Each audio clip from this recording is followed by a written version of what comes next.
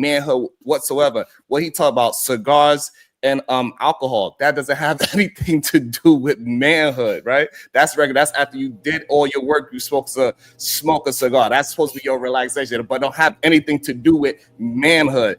Manhood has anything to do with responsibilities. What you are take care of, things that you earn as a man. You do not get to be the man of my house just because. No, you got to earn your house and be the man of that. You don't be the man of my house. So when you're away, who protects your wife and kids? My wife is the one that's protecting the house, not no 15-year-old kid. Hey, get your mic, Mandrea, put your mic on your, yeah. You train your kids. I'll give you another example in your room. Hold on, go. Hello, Mandrell. God damn it. Yeah, you ain't gonna come speak. The fuck? Sharon, if you're a person who has a problem with anything that Anthony Mackie said, know this: you're a part of the problem. You really are. Like, how do you, as a grown man who claims to be masculine, sound so fucking feminine and disagree with what he said? I don't get that. It does not compute. I'm like, why would any man who's self-respecting and understands his role as a masculine man, as a protector and provider? Because protecting is not just about aggression. I hear that all the time. It's not just about aggression. It's not just about beating somebody up. Protection is counsel as well. That's why you hear me say men have to be competent. You have to guide that woman in the right spot. Now, if she chooses not to go in the direction you point her into, and she runs into trouble, that ain't on you. You did your job as a protector. You pointed her in the right direction. So it's not what he's talking about is the all-encompassing thing of masculinity. Because masculinity ain't just one or two things. It's a whole lot of shit to it. Whole lot. That's why it has to begin at such a young age with boys. I say 4 or 5 years old, you should start little drip dropping things in. You know what I'm saying? But I don't understand how anyone, like the backlash that he's getting, I don't understand it. Someone has to please make that make sense to me. It says you're right here. Go so Sparta say he agrees with it. I don't go Let me say one last thing. I'm saying I just want to know what you think. So do you agree with him 100% as well? 100%. What was wrong with what he said? When I was a little boy, my dad used to go to drill or get deployed. Carlos, you're the man of the house. Now I knew that meant I had no power over my mother. You know what I'm saying? I'm a kid too. I knew I had no power over my mother, but like you said, you're the man of the house. You're supposed to make sure them doors are locked. You make sure that other shit is okay. The windows are locked. Taken out. You know what I'm saying? Trash taken out. Grass all these cut. things that masculine men do. You know what I mean? That's what he's talking about. He's not gaslighting toxic masculinity, which doesn't even exist. Masculinity is not toxic. There's no such thing as that. You have some guys who get in their feelings and do something stupid, but those things that they do have nothing to do with masculinity. You guys have got you guys who are detractors, you got the definitions wrong, Sharon.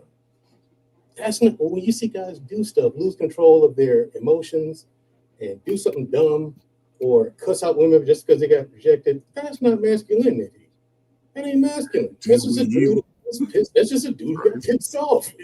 What he's doing ain't masculine. Masculine is be like, all right, and walk off. You approached her. She said no. You left. End of story. But since you're a detractor, you gotta make this make sense to me. How do you disagree with that? Because the disagreements, not only from you, but from everyone who disagrees with him, it sounds so short-sighted. Like there's a lot that's missing out of there. And if you took masculinity for what it is, there's no way to disagree with that. You should train your boys at a young age to look after women and open up. Did you watch the whole clip? Mm-hmm. The whole thing, he's talking about chivalry and everything. Mm-hmm. He's teaching his boys to be chivalrous. You will open a door. I don't care how big of a star I am. Do not let me catch you being stupid. Discipline. Chivalry. Respect. Okay, so Andrea, so let's get Sharon an opportunity to respond to you. So put a poll in the chat. Yeah. So checking the door. First of all, when I leave my household, I don't care how old my son is, right? if he's 15, because his oldest is 15 years old, he is not the man of the house. Again, the security is going to the second in command. She is the one that should know where everything is at, that need to protect the house, how to get the kids safely out of the house, because that's what you need the protection for. Somebody is competent, that's going to lead the children out. Not my 50-year-old son leading his mom out the house. Chores is not a part of masculinity. It doesn't matter if he can take out the garbage. So because I work outside the house for 20 hours out the day, my wife is not going to wait for me to come home to take out some trash because she is living in the house. So taking out the trash doesn't have anything to do with being a man. Making sure a door is locked doesn't have anything to do with a man. A man being patient, right? When somebody when somebody give you the respect to that let out all of your words at one time and did not interrupt you one time, that is show of respect. That's masculinity. Somebody that has brevity, that is masculinity. Somebody that has responsibility, that's masculinity. Somebody that is going to, you got to have a progression to be called a man of anything. You don't give that to somebody, say you are the man of something. No, he got to earn being a man, because we all born males and females. Females got to earn being the woman of the house as well. We don't give our young daughters, you the woman of the house, right? So no, we cannot give our son. He has to earn his rightful spot in society and be a man. I get it. So I guess you took what he was saying out of context, because you're saying that taking out the trash, making sure the doors are locked, things like that, that has nothing to do with man. But it is. What he's saying is he's training his son now, and has been training his son to do these things so they become habit, because that is protection. You want your family to be in a clean environment, so take out the fucking trash. Some nights you're gonna wash the dishes. You want your family to be safe. Well, make sure those doors are locked. Make sure that alarm is on. So he's training his son at a young age, and these are the things that he's talking about. Now, we know that the son ain't the quote-unquote man of the house. Like, you know what I'm saying? He don't rule over anybody. Like I said before, he don't rule over anybody, but... Hey, go to your settings and turn your mic on. Your mic is not off. You're talking to the computer. Oh, am I? Yeah. Yeah. What's going on here? Yeah. Let me jump in to fix that really fast. Keep 1 second, because I gotta drop off really fast. So one of the other issues we're having, I think, like Europe has it, the draft. Men go and learn these habits: how to pitch a tent, how to tie a knot, how to clean a firearm. A lot of men don't even know how to do that. They learn respect through the military. I know a lot of people might say, "Oh, what the fuck is he sawing? He's like going on the computer and tapping away like they're warrior keyboards, whatever." I don't give a shit. End of the day, if we bring the draft out, you're going to see a different kind of man coming out of your society. All right, test 1, 2. Y'all hear me now? Yeah, it's still low, but we can deal with it. Still low? Yeah, I'm gonna get. Thank you, Ghost of Sparta, man. If you gotta go, You're through your computer, bro. You're through your computer. Yeah, go to settings, go to audio, and fix it. Either your computer or your camera. You need to do it through your. That's probably what it is. It's probably JT loud. I'm loud as hell. My bad, man. Hey, so let me turn it I want to get Mr. Bennett in here because Mandela in a minute we had a conversation. Mr. Bennett, what are your thoughts about what Sharon Bracey said? Do you agree with Sharon, or do you agree with Anthony Mackie?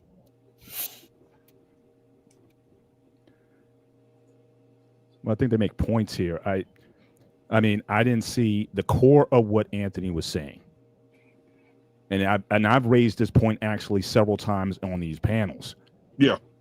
We're not supposed to be raising children. We're supposed to be raising adults. And so the idea here is that, again, as Mandrell was saying, the lessons that you start with, first of all, respect for all. And I've heard a lot of times in these spaces, people talk about, well, respect is earned. No, respect is given. So he starts out his kids with that. You will say, yes, sir, yes, ma'am, no, sir, no, ma'am, and thank you from the jump. Mm-hmm. Certain people don't have to earn respect to get that, for you to give it to people. So he starts with that. Then he talks about putting in their minds the idea of, at some point, you will be taking care of your mother. Now, obviously, are they in a position at 4 years old to take care of their mom? No, but again, he's planting the seed as far as what your responsibilities are. That's what he's doing. And so that also includes, again, how to protect your household. And the things that he said, he didn't say you have to pay the bills or the taxes at 15 years old. The things that he gave his sons to do are things that certainly a 15-year-old is capable of doing, making sure that the locks and everything is on. So everything was age appropriate. Now, when you get to a point where you can understand finance and taxes and paying, property tax and all that, then that's another conversation. But again, everything was age appropriate, and he gives it to his sons as they come up. And I think this is certainly something that's missing. Now, I would agree with Sharon. Some of what we call masculinity, stepping in a guy's face, that's not masculine, and it's disrespectful. Or walking around with this attitude that I can go into another country and I can snatch all these people up. That certainly flies in the face of the masculinity that he's teaching. So I would agree, some of that stuff I could do away with. The pants that you wear, the skinny jeans or the baggy pants, whatever. I don't think masculinity should be tied to those things. But being, as Sharon said, being responsible, where he's teaching his kids how to be responsible, being accountable, he's teaching his kids how to be accountable. Those are things, and certainly those are things that what manhood represents. So again, all the other stuff, the fluff, whether, what you wear, smoking a cigar, having a drink, having a beer. I've never had the bullshit right there. Had a drink in my life. So if you're going to tell me that, drinking a beer is masculine, look, then I'm not masculine then, because I've never drank. Me either. I've never had alcohol either. So those things have nothing to do with it. But again, So I think we're getting in maybe a little bit into the weeds of some of the stuff that, again, I agree. Some of that stuff he could have left out. If he would have kept it just on that part that he said with him and his household, Paul dropped right there, that would have been sufficient. Yeah, but all the other stuff, the machismo, the quote unquote American machismo that he led with. That's the confidence that he was talking about. Okay. Because let's be honest, when you grow up and you actually get that, and then that switch flips. Yes. Every single one of us on this panel, including you, Sharon, has had that switch flip where you're sure of yourself. That's what I mean by the switch flips. Your confidence comes in. You know what I'm saying? Mm-hmm. Okay, I can do this, I can do that. Now, I've been to Europe, I've been to Africa. If you follow my sister on Instagram, I've been to these places. She's been to these places. And we both, that's why I agree with Anthony Mackie. You walk around Europe, you're like, yeah, because as a man, you're sizing other people up. You are all this, and you're doing it all the time. Black man Unfiltered lives in Texas. I've been around him. He sized me up when we met in person. And he didn't do it on purpose. It wasn't on some slash stuff. It was just instinctual. It's just in you to do that. And then my son sized you up. But I think we are missing. Hold on, Sharon. But the problem is, this is the problem that I'm having, right? We stray away from, we put our own self into what the man is saying. You want to aggrandize what he said. That little boy cannot protect from no grown ass person. That little ass boy, 15 years old. I'd rather my wife protect my family rather than a 15-year-old boy. This is it. But he didn't say. Hang on. He didn't say that. Wait a minute, this young 15-year-old. He didn't say that. He didn't say little. He literally. He was saying 15 years old. What I'm saying, a 15-year-old, especially if you're from the South. He's from Louisiana. A 14-year-old, a 13-year-old. All those guys know how to shoot by age 8. He's from my home area. He's from my house. That's my house right there, Louisiana. I think that sounds great. But if he really was worried about being the man of the house, he needs to show it through his own actions. That's how you teach a young man how to be in the house. So for the fact that he ruined his own household, he don't live in his own household. He divorced his woman. He is not showing. And being all this, I get it. You want to put all of this. You want to put all your machismo on him because y'all believe in this idea of masculinity as being attacked in America. Like he is the main cause of them getting attacked in America. Because he is the man that is talking all this masculinity thing, and he is on camera kissing a man on the mouth. Well, so let's take him away from. Hold on, one mic, y'all. So let's go, Mandriel, Anton, and Coach Bird. Yeah, Sharon, is what he's saying is he's teaching his sons to do these things, to check the lock. You saying that he can't protect? That's besides the point. That's not the point he's trying to make. He's trying to make the point that he's raising his boys to be respectful. He gave examples of the respect he talked about. He raises men to be dutiful to their families. He gave examples, making sure the doors are locked. Give me a call. Give me a call before you go to bed. Make sure everything's okay. Give me a call when you wake up. That whole thing. Those are habits that that's the point. He's teaching these boys these habits so they can build in them. So when they get to be grown men, they continue to open doors for women. They continue to make sure everyone's safe in the whole nine. Now, you're saying that he destroyed his home by divorcing his wife. He filed for divorce. It's not fair to say that because we don't know why he filed for divorce. But what we do know is that we do know what he's showing his boys to quit on his family. I don't want to hear that he's teaching them one thing in masculinity and he ain't teaching them the other thing on the other side. This is a problem. I understand that you want to be the representation of it, and you look at yourself as a tough masculine man that's going to teach, and you have all the skills to pass that along to your children. I understand that's for you. But we are talking about what this man is saying and what this man is representing. That man is not you. He is kissing men on the mouth.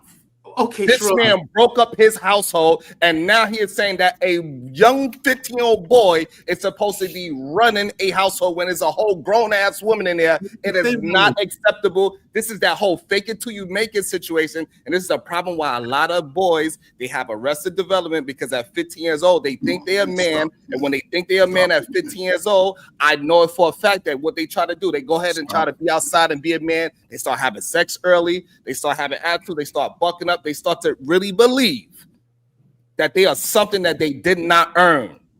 Okay, here's the thing. Like, I guess you not only did you miss what Anthony Mackie said, you missed the points that we're making tonight as well. Because like it's like you go right past them for some reason. Like, okay, again, so using his examples to take it away from me, right? And anyone else on this panel. All right, the examples he gave. And I agree with them because I'm fed up with the soft nonsense too. The soft nonsense is not opening doors for women, calling them out of their names, beating on them, not being chivalrous, bullshit like that, complaining about having to pay for dates. That's the one that gets me. I'm like, you asked her out on a date, right? Yeah, I think you fucking pay. You pay the check. You asked her. So, open the door, things like that. I was raised on those things. And Anthony Mackie is saying in there that this is kind of a lost art because kids aren't being taught these things anymore. And you see it every single day. If I'm out, I'm a firearms instructor.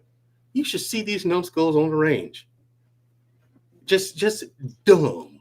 Like one guy ran out of ammo, right? So he pressed the slide release, it goes forward, and he does this with it. And looks down the barrel. It looks down the barrel. Now, his thing, these are people who are not used to following direction. They're not used to being responsible. They're not used to thinking. And what Anthony Mackie is saying is these things that he's teaching his boys to do. So take all his negative stuff out of the picture if you can. Separate the negative things you know about him from what his message is in this video. He's teaching them the right things.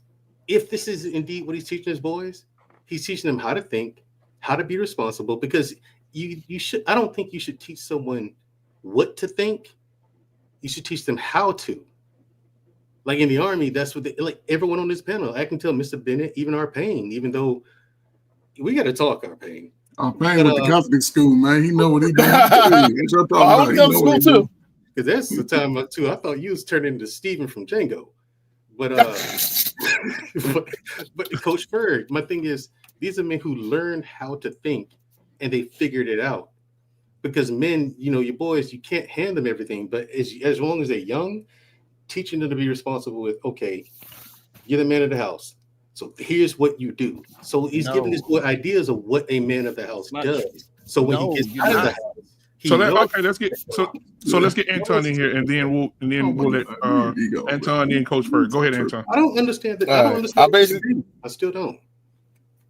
I get what Mandrell's saying. Basically, what Anthony Mackie's doing is he's preparing his sons. He's preparing them for when they have houses of their own. He's preparing them when they have families of their own. He's preparing them to what to do when they get into that position. They're not ready at the moment, but he's preparing them. And when their sons get older, and when they get married, and they have their own families, and they have their own homes, now they're ready. That's what he's doing. He is preparing them. And I totally understand where he's coming from, because I got the same thing from my father. And my father taught me and my brother and my sister that. But he was definitely on me because I'm the firstborn son. I may be in the middle of three, but I'm the firstborn son. I'm the namesake. I carry his name. So he was teaching me not only how to protect the house that I live in with my family, he was also teaching me what to do when I have a home of my own. How to do all those other things. I learned that from him. I learned that from my mother, and I got 12 years of Catholic school. And my family's from the islands too, so we don't play that nonsense. So I've had that stuff instilled in me from the start.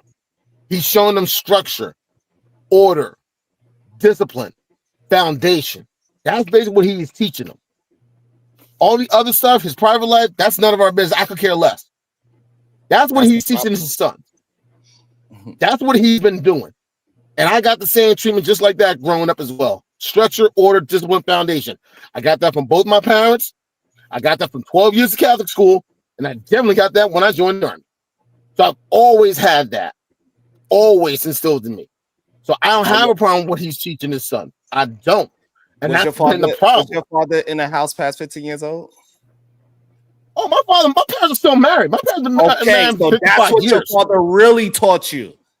So all this other stuff, I'm glad that you appreciate it. But he taught you a real lesson by never breaking up his goddamn family, being a real man and going through thick and thin, whatever he had to do, and show his son how to be a man by his actions, not by this bullshit ass words that say, "Oh, son, I'm raising you up to be like this," and even though I'm myself cannot hold up to this man standard. You ain't being fair, Sharon. Of course not. This is the problem with a lot of men. You don't want to be honest with men, right? And tell them, hey, listen, if you're going to be out there talking all this tough guy stuff, then you need to be a tough guy then. But we don't know what you want to be a man, then you need to talk that man shit. You also got to live it. You cannot tell Kobe how to shoot if you ain't never shoot. One of the reasons why he said to his young boys, hey, why you shot so many shots? Because I was in a gym practicing, you wasn't. But we don't know. Again, you got to earn that respect as a man. You don't get it's not given to you. Everybody learns how to be adults. We are raised adults. So it doesn't matter if it's the 50-year-old son, the 7-year-old son, or the 50-year-old daughter, the 7-year-old daughter. We all know in our household, the oldest is going to be the one checking for everything anyway. You got a son, Sharon?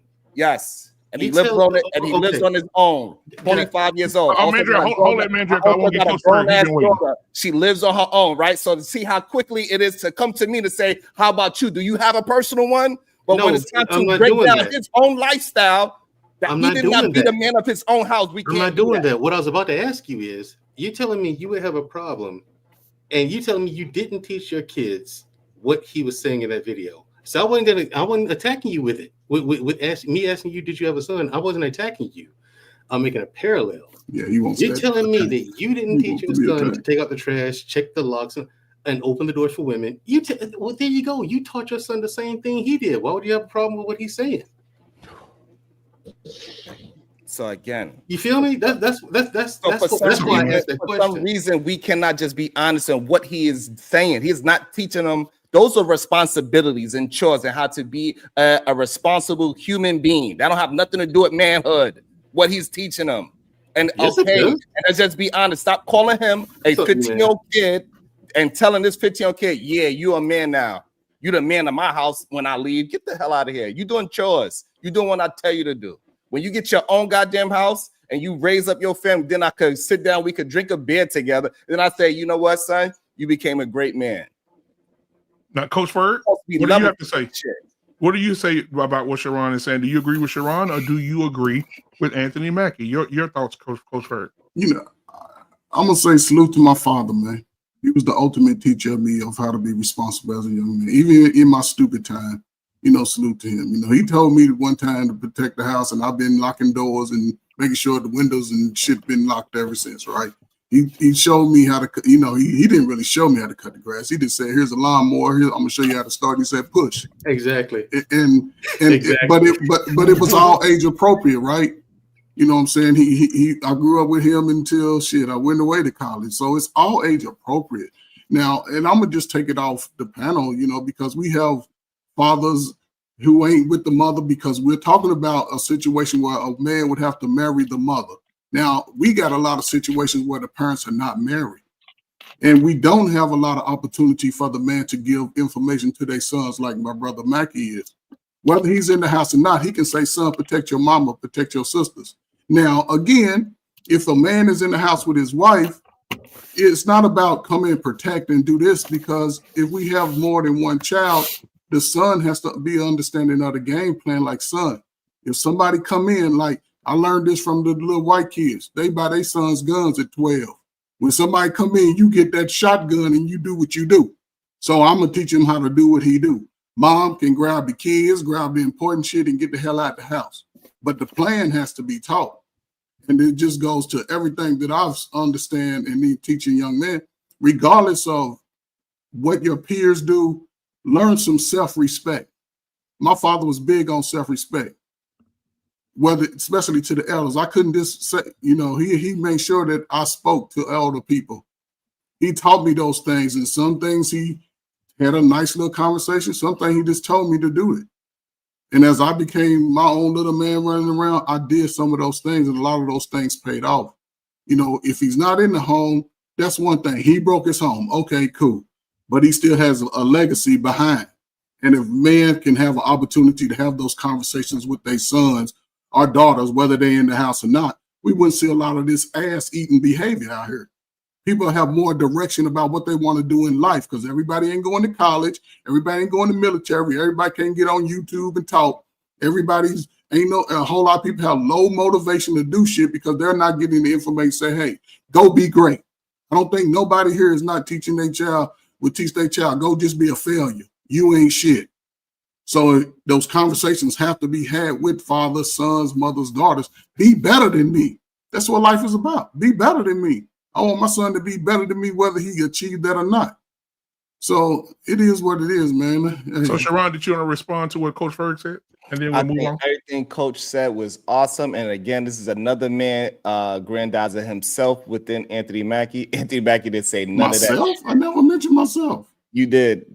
This whole story, this soliloquy you just said was about yourself instead of about the actual But video. I was being taught by a man. I'm talking about a man. I'm talking about the video clip. Yeah, I was talking about a man. In my house, all my life. I'm talking about something else. You're talking about what you did in your household. And personally, I'm talking about what Anthony Mackie is saying. He's a hypocrite. He's saying it's attack on masculinity, and he's the one that's attacking it. He's the one kissing men on the goddamn mouth. He the one that tell his sons to be better though. He the one who left his own house. He's the one that's attacking it. I'm not. I didn't put myself into this. But he can't tell his son to be better than him. No, I'm not gonna act like that. This man is me.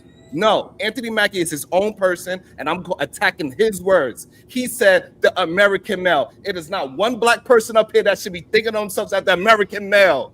Why not? I'm an American and I'm a male. I'm a man. I'm an American man. Why did I not think about it? Here's the thing, Sharon. If you travel the world, E-Man, you've been outside. Hold on, E-Man. I know you've been outside this country. Right, you gonna claim America. This is why the cultures are so different in other countries. There is a different attitude from Americans to Canadians, Americans to Mexicans, and those are our neighbors. Americans to Europeans. There is a different attitude because they'll sit down and talk to you. The Europeans will, especially quick. When my sister and I were in Paris, they sat us down. Hey, what's with this? The guns? Why do Americans have guns? We had a whole conversation on gun rights, gun control, the whole night. They would sit down and ask you, why are Americans so crazy? Because that's the general consensus, even in Australia, around the whole planet. That's because they watch movies, though. That's the point. Is they watch American movies, right? And so they think nothing to do with them visiting America. Like all Americans are crazy, right? They think all Americans are crazy. So welcome, E-Man, to the show. E-Man, welcome to the show, my brother. Yeah, So let me ask a question. I don't see E-Man. I don't see. Here's the thing, E-Man. I don't see a problem with anything that Mackie said. Yeah, that's what I was going to ask him. Does he Help me agree? understand it. What's the argument? Let me just start here because I want to ask Mandrell a straight question. Do you believe he lied to his 15-year-old by saying that he's the man of the house? No. All right. So as the man of the house, that means that I have the right to rule the house, correct? No, you took that too far, bro. No, I'm talking to Mandrell. No, Mandrell, I want Mandrell to answer my question. I'll talk to you in a minute, JT. In your turn. You've been quiet. All these niggas been talking. I know goddamn well you ain't about to come up over here and think you about to run shit. Watch yourself. Watch yourself, player. Watch yourself, man. I got a question to this. Relax. So the question that I'm going to ask you, if I'm the man of the house, do that mean that I have control over what happens inside of that house? Yes or no, Mandrell? Not to a kid. Not to a kid. Full control. So, yeah, not to a son. And here's the thing, and let me flesh it out for you. Problem. Let me flesh it out for you. Hold on, Mandrell. I just wanted the problem with what y'all guys are saying. It is a lie.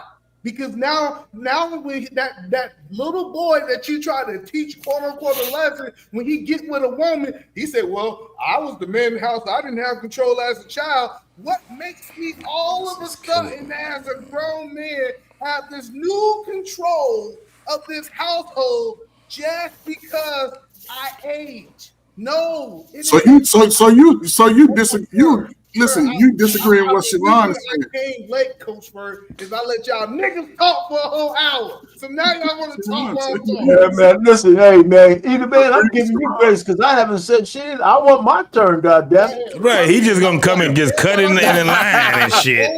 He just hijacked your spot, old man. That's what he did. Now you want to talk. You disagree with Sharon, then. No, go ahead. No, go ahead. Finish, E-Man. Finish, E-Man got here. I do want to hear from E-Man because my thing is, I think I see where E-Man's going with it. It's a lie. I think I see where he's going with it. This is what I disagree with him.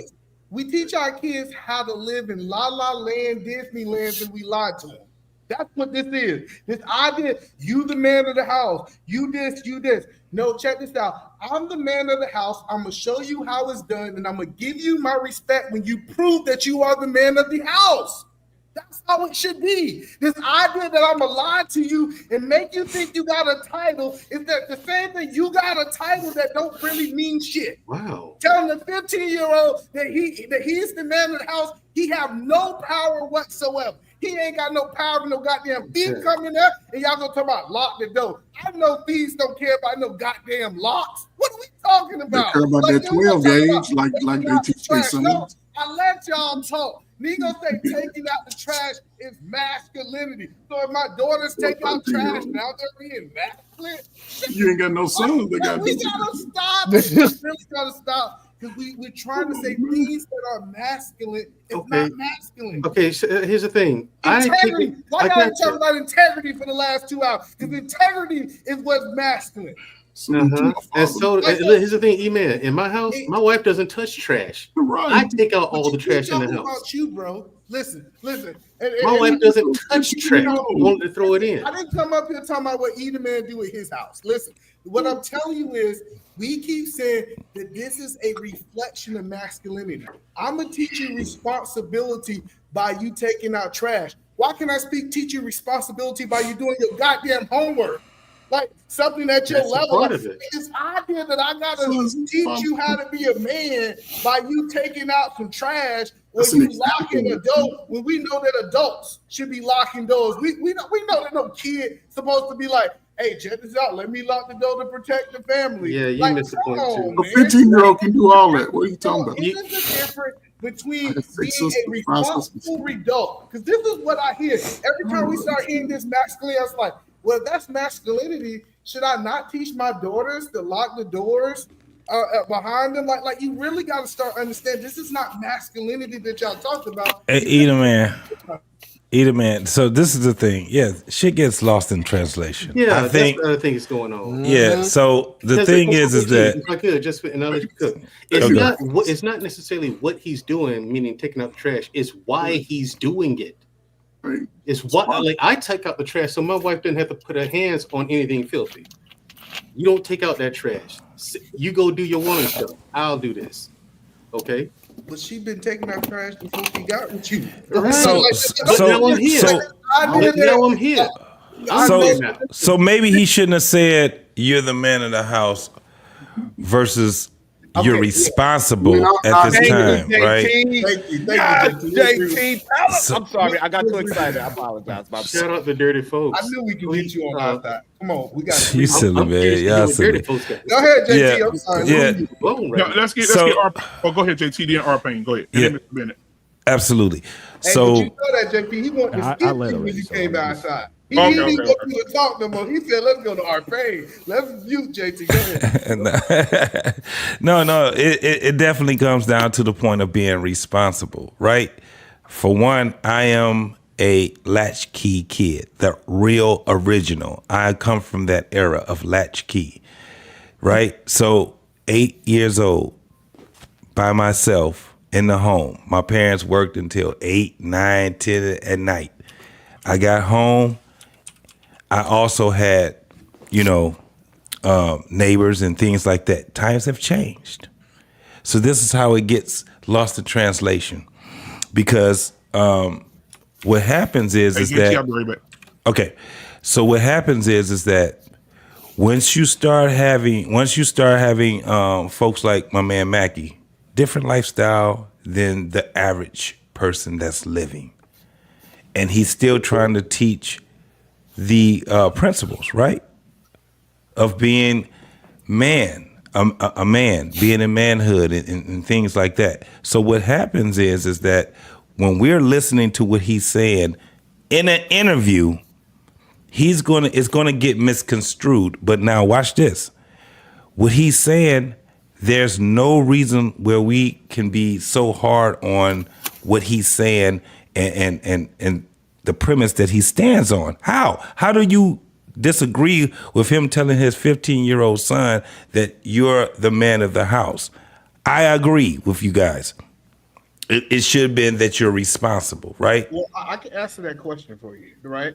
Because we on YouTube, we criticize women. I see y'all criticize women. I see y'all criticize everybody. So as soon as we start holding people accountable, now we got to dictate how hard we be on people. No, if we gonna give this type of smoke to people, let's be an equal accountability. Yeah, but why would you give smoke? The question is why would you give smoke to him if he's trying to teach him to be greater than him? Well, because he is a public figure who decided to share his opinions on the open web.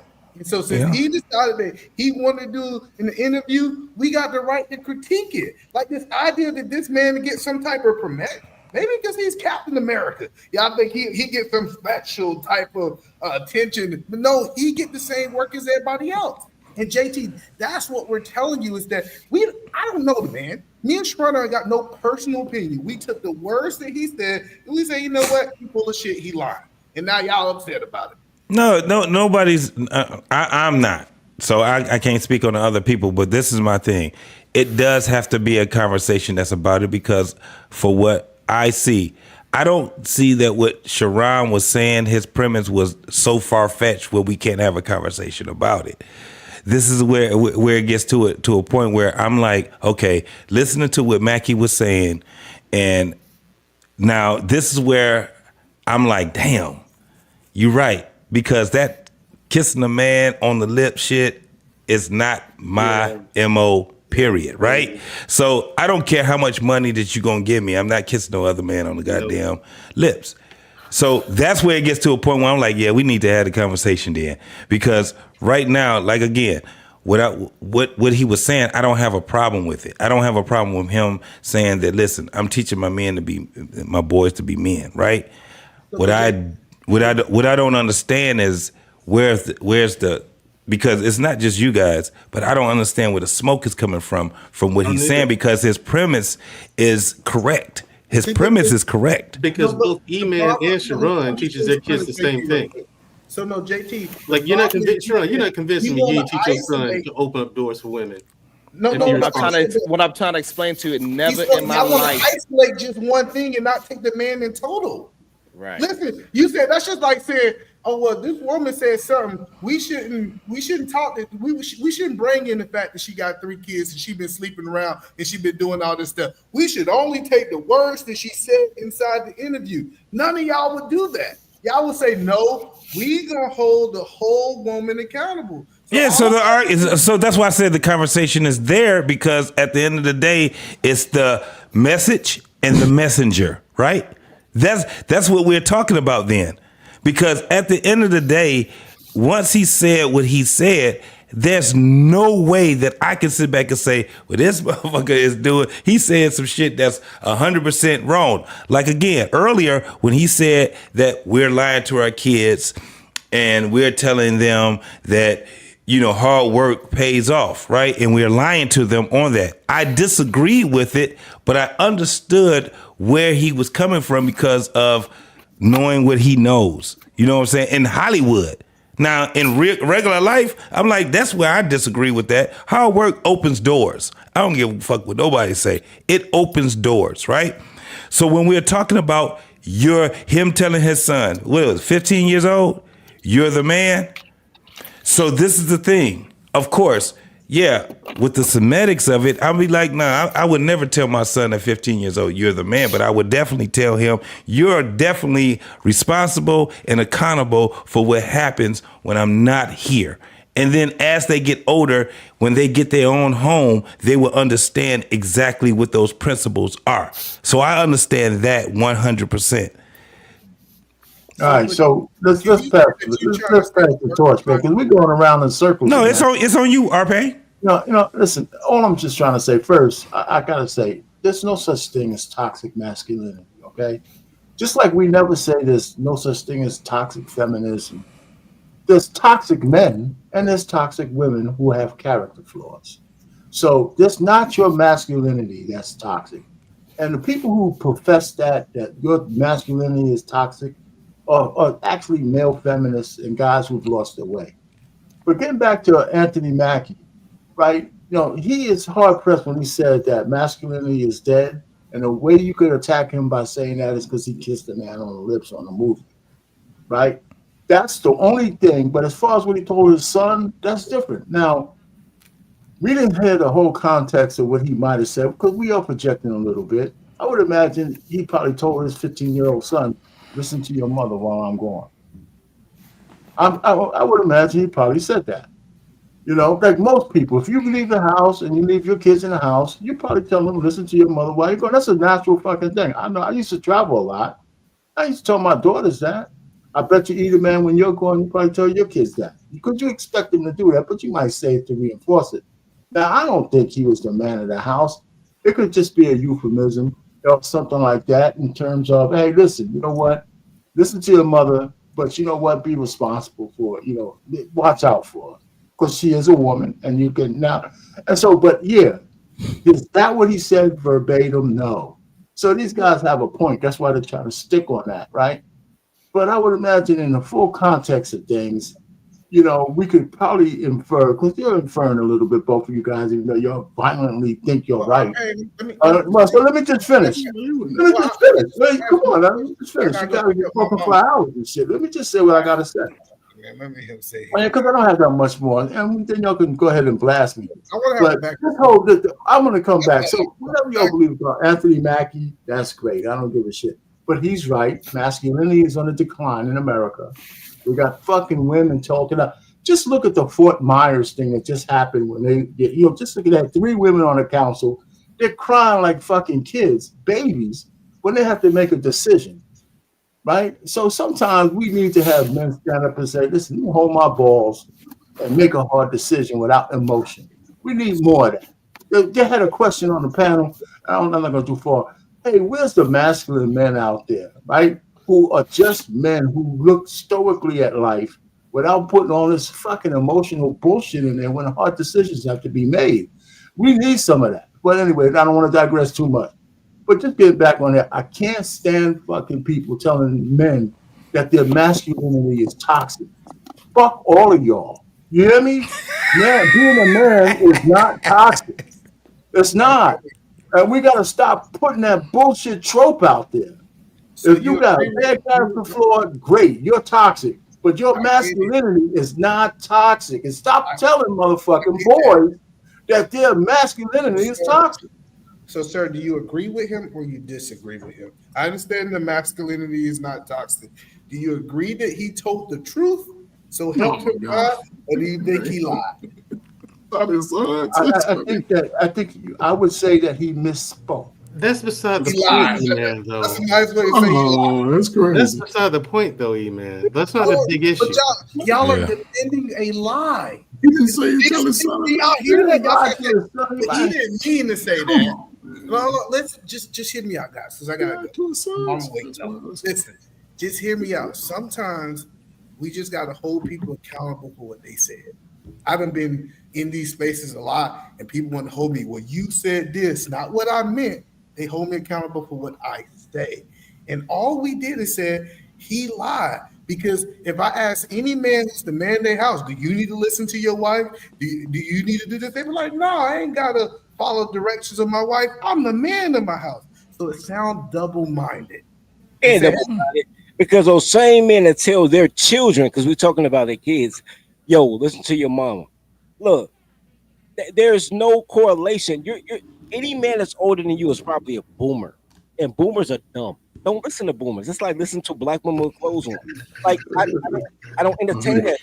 My dad's a boomer. All he does is try to destroy everything that other people build, so he feel like a man. But can't none of them help him with your homework at the 3rd grade because none of them have the emotional intelligence. No, hold on, man. You never off the battle, man. Shut the fuck up. Because my mother is my father's baby mama. The same way that niggas don't give a fuck about their baby mama, my dad shouldn't have gave a fuck about my mom. Because as a man, I understand that men identify with men's issues. When a man finds a good wife, he finds a good thing, and I'll celebrate those men like, yo, bro, you got a good one. But everybody ain't got a good one. Even the married men that have fucked some fucking body else's baby mama. Y'all love taking care of other niggas' kids, right? And y'all talking to a class of women who I don't even call women. I don't think black women are women. But y'all we start talking about women who don't know what a good man is. Pay her bills. They all. How we start talking about women when we talk about raising men? No, you're talking. No, I'm going off the example that you made. Like, yo, because these men say such and such. I don't give a fuck what they say because what they do is different. They say you need to work hard, study, get good grades, be athletic, and then you do that shit and they hate on you. Look, your group of older men ain't shit. You don't agree with the man in the video. You said that he full of shit, dirty folks. What? He your age, dirty folks. No. Listen, I want the greatest baby boomer that ever lived. Based on what you like. Hold on, I'm just trying to connect. So the question is, do you agree with what the man said, or you disagree, dirty folks, or you just talk? Look, I don't listen to nothing actors say. But look, I know a bunch of 12-year-old boys who saying I got it by my mama house. Nigga, your mama 38. So you telling me a 38-year-old bitch don't know what you know at 12? Look, I'm not really agreeing with nobody who listen to anything the girl say with clothes on. Period. There's nothing that. All right, so man, how you doing, Lit? Hey, what's going on? I want to hear Lost before I go, because I know Lost. He gonna come with the knowledge of how this the man of the house. I can feel it. I felt it in the chat. You know what? I'm gonna add my piece to it, man, because I got a very different perspective than a lot of people, man. If you disagree, Lost in Translation, please make it make sense to me. I don't see how any guy. I'm about to make it make sense. I think Sharon hasn't made it make sense. E-Man hasn't made it make sense. Yeah. They just missed. Maybe it's a comprehension issue. Maybe just something happened to you. I get what you're saying, but you know. I mean, it makes sense if you get what I said. No, I'm sorry, we derailed it. Go ahead, Lost. That's what y'all do when derail. Like, here's the situation, fellas. I think that a lot of times, sometimes we may be arguing two different things. And I think sometimes through our own rose-colored glasses, we see the world differently. Here's the situation. There are times where you train your kids up to eventually want to be men. It's like you guys talked about it earlier, pulling up the chair for a woman and open the door for, basically being a gentleman. The danger with telling men that they're the man of the house can do psychological damage. And I'm going to tell you why. My dad passed away when I was 18 years old. And right after that, man, I had to go to therapy. And because I thought I had to be the damn man of the house. You see what I'm saying? At 18. And what happened was, man, during therapy, it's just like something inside me broke. You know what I mean? And the therapist had to let me know to relieve me of that pressure and says, hey, you're a young man. You're not the man of the house. You see what I'm saying? Because that's a responsibility that should only be placed on the man of the house. You see what I'm saying? Because here's the thing, at 18, you still ain't trained to be a man all the way. There's certain things that you have to complete along your journey. Now, as far as him, you know, telling the kids, hey, you know, giving them little responsibilities, taking out the trash, that type of thing. But as far as being the man, that is a conversation that takes a lifetime to develop. And as far as him being the example of being a household, you can be an example from different places or whatever, but I'm here to tell you, it takes time to develop that. And of course, it's like Mr. Bennett always says, sometimes we want to make sure that our kids are better than us. You know what I'm saying? Sometimes we make mistakes as grown men, and we have to let our kids know, hey, it's okay to fail sometimes. Because I don't think it's fair that we have to teach our kids and put that unnecessary pressure on them that they have to be perfect, because we're not perfect ourselves. You see what I'm saying? And we need to learn how to free our kids and people responsible from saying, hey, you have to be perfect. Because there are people in life, man, who have families, and they'll sit up there and they'll have a situation where they hit a bump in the road, and the next thing you know, they're offing themselves, or they're jumping out of windows and ending their lives because they weren't perfect. And I think that's a pressure that we put on men, sadly and all too often, that I don't think they really should have to care. Now, here's the thing. There are certain things that men are required to do, and we already know this. But at the same time, we really shouldn't put that pressure on our kids, especially when they're kids. Now, I understand he's giving them little assignments or whatever to do that says, hey, look, I'm giving them, confidence that, hey, you're going to be the man in the house. But we already know what that is. That's basically telling them, hey, look, you're going to be responsible for the little stuff like making sure the door's locked. But here's the thing. If push comes to shove, I need you to pick up the phone and call the police and let grown men handle grown men business. You see what I'm saying? Because I don't think that I would want to put my legacy on the line, you know what I mean, to handle somebody who don't care nothing about them kicking in the door. The least they can do is get somewhere where they can call for help. I think that's probably something that they can handle. You know what I mean? I don't want them to be fighting some grown man coming through the door. You know what I'm saying? So that's something that should be reserved for grown men. But at the end of the day, I understand exactly where he's coming from, telling them, hey, it's okay to be a man in a man's world. But at the same time, I think there's a time and a place for little boys to remain little boys for as long as they can. And then there's a time and a place for grown men to be grown men. I don't necessarily think. We got you, Prototype. All right. So here's the thing, right? When you're a small male child, right? Like, let's say toddler, right? 1 through 5 years old, right? You only relax around your dad, right? Have you ever seen a woman who didn't have a baby daddy? Their 2-year-old kid will look at you like he a grown man and want to attack you for trying to talk to his mom. Absent of a dad, the boy will take the place of the adult man. But when the dad is there, the kid is the kid, because men are awesome, right? Nobody tells men that. They don't tell you what you didn't do right. But men are awesome. Men are so awesome that women without a man try to be a man. But with that being said, you come in here and you say, I need to teach my son how to be a man when I'm not around. They intrinsically already know that. Everything that people name what boys need to do to be a man are tasks and duty, right? You need to work, you need to take out the garbage, those are tasks and duties. Everything that takes intrinsically to be a man, you learn from other men, either from your peer group, your dads, your uncles, whoever the case may be. And boy, everybody needs a man. Everybody don't need a woman unless you want to bust a nut. Everybody needs a man. Girls need men. Men need men. That's men without absence of men join gangs to find a man. Everybody need a man. Girls don't need. Nobody needs a girl with clothes on. Everybody needs a man. So when you start telling your son that I need you to be the man when I'm not there, but I need you to listen to your mama, because that's a part of the conversation nobody ever talks about. Listen to your mama, but be the man when I'm not there. You can't do both.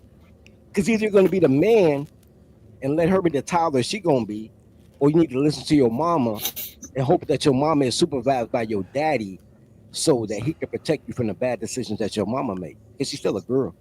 All right, so look, stop right there. Because I see Sharon is about to bust open right now. I'm pretty sure he has a rebuttal from it. After you, Sharon, we gonna get Mr. Bennett. Then Prototype, we got you coming through, bro. You good? You good, Mr. Bennett? Okay, so all right. Hey, salute, bro. And so after you, Sharon, we get Prototype to come up in here, and then we'll just bring it around and open it up. I want to say, I think it is dope that me and Lost have the same thought pattern about it, but he was able to articulate it in a completely different way where it was acceptable by other people, right? And I just want to say I appreciate that, because that language barrier is very important. Even though we had the same we had the same vision of what we heard. However, he was able to use language where it was palatable for people to hear. So I just want to give you your kudos and say that is a beautiful thing, that how two men can have the same ideologies, but the language barrier is what's the difference. And that's what happened with the video as well, right? So he using language that me and Lost picked up on, because maybe me and Lost just went through some things at a younger age, and we know that's that, you know. And so that language is very important for us men to really pick it apart, and it has nothing to really do with Anthony Mackie, but it was what he was trying to push out there, and it's dangerous for young men to become men too soon. So I appreciate that, Loss. Anytime, man. Mr. Bennett. No, Mr. Bennett is Prototype. Come on, Mr. Prototype. I think it's extremely important to prepare your sons, to get them in the mind frame. Like, hey, when you leave, protect your mom. You don't. I understand. Loss was like, I don't want my sons, running to the door handle on the man. But I think it's a part of just preparing them in the mental state of, hey, I gotta hold it down. You know what I'm saying? It's a lot to do with like sports, right? Like I even tell my 7-year-old, like, hey, you're the leader of this team. He the youngest, but I'm like, hey, you're the leader of this team. And I don't, he's not, but it's really just to gear him up to take on the role and get used to and comfortable with the pressure of the role of being a leader on his team, in the house. You understand what I'm saying? So it's just I don't find anything wrong with what he's saying, you know what I'm saying? And his methods are trying to prepare his young, you know what I mean, for what may lie ahead. Now, the hard work thing, if we're speaking of that is kind of like, of course, nepotism, what is it? Nepotism is a thing, right? But at the same time, you can take somebody else's nepotism if you're working harder than that nephew or that son, or you know what I'm saying? Like a parent will easily be like, well, my son don't want it. My son, I can't trust my son with it. And we've seen it in many cases, many movies, many scenarios where, a child is just not ready, or, you know what I mean? And the parent who created all this opportunity gives that opportunity to another hardworking, appreciation person who can carry on the business. You know what I'm saying? So saying hard work don't pay off, I think, that's a lot. But I mean, to take somebody else's, what is it? What's that story in the Bible where the older son, the younger son took the older son's, I know Last know I'm talking about, birthright. You know what I'm saying? Like if somebody squanders it, somebody you else. talking about the story of the prodigal son? No. I'm talking about I think it was like Abraham or something weird where the older son was a hunter and the younger son was weak, but the mom manipulated the dad because he was on his deathbed or something wild like that. Like he was blind, so all he could do was like. We'll go over that later, but I ain't Right. gonna. I'll land the plane. Yeah. Jacob and Esau. There you go. Thank you. So to Loss, just so I can understand, because you have a unique story, right? And I think if I heard you right correctly, at the time, unfortunate of your fortunate situation, you were not in a mental capacity to really take on that role by default. See, you was placed in it by default. But even up until that time, I would think that I'm right in saying that your father was instilling in you values and things to be respectful as a man. So now, as you sort of in that lane, you've always moved into lost in translation mode. You know what I'm saying? You ain't never gone too far out of whack and out of character. See, that's the point that I'm seeing from what he's saying, based off if my father was talking to me, he's telling me be respectful, speak to elders, do these things, right? And so when he left, you know, it just like I said, I grew up with a lot of sisters, so he wasn't telling me, you know, that I was the man of the house. And one time my mother said, "Well, you the man when your daddy ain't here." Okay, so and that happened for me early. So I've always been on a mindset like I want to be able to protect anything that happens, and even in protection, to me, what I learned is making sure everybody in the house is informed. Making sure everybody, the kids know what to do in case of a fire breakout, everybody. But that comes with being able to be there, have the conversation. And I think that could change the dynamic because we can see what the worst of it is. If fathers can have those conversations with the mother as a family to the child. Listen, I ain't in this house, man, damn it, but you better listen to your mama. Because a lot of boys get to a certain age when they ain't listening to mama. So at least if both parents can allow to put their differences aside and pass that message, because there's always been single parents, but the parents was able to work together, you can see the results of those children, and the ones that don't, you see where children go to. Girls go to the strip clubs, guys go to games, drugs. So it's just a messed up situation on both sides, but communication just has to be there to me. So. Yeah, and ultimately, my thing was the reason why I didn't have a problem with what he said because he was right, and the point I was trying to make when I asked you, Sharon, like Sharon, don't you have a son? Is because Sharon, you never had conversations. I know for a fact you taught your son the things that Anthony Mackie was talking about teaching his son. I did not. You did teach him to take out trash. You did teach him to make sure the doors are locked. Things like that. Just little responsibilities, you know. And again, that's why people saying it's age appropriate. As they grow up, you teach them to be more and more responsible for this, that, and the other. You know what I'm saying? Pick up your clothes and take them. You know, pick up your clothes, put them in the dirty clothes hamper, or go to the washing machine and wash your clothes, stuff like that. And that's what he's talking about. And that point there, I think that's the overall point you missed. That's what the question is tonight, at least. Now you disagree with him with whatever you disagree with him with, but I'm like, him teaching his kid to be responsible, leaving his language and the way he articulated it out of it.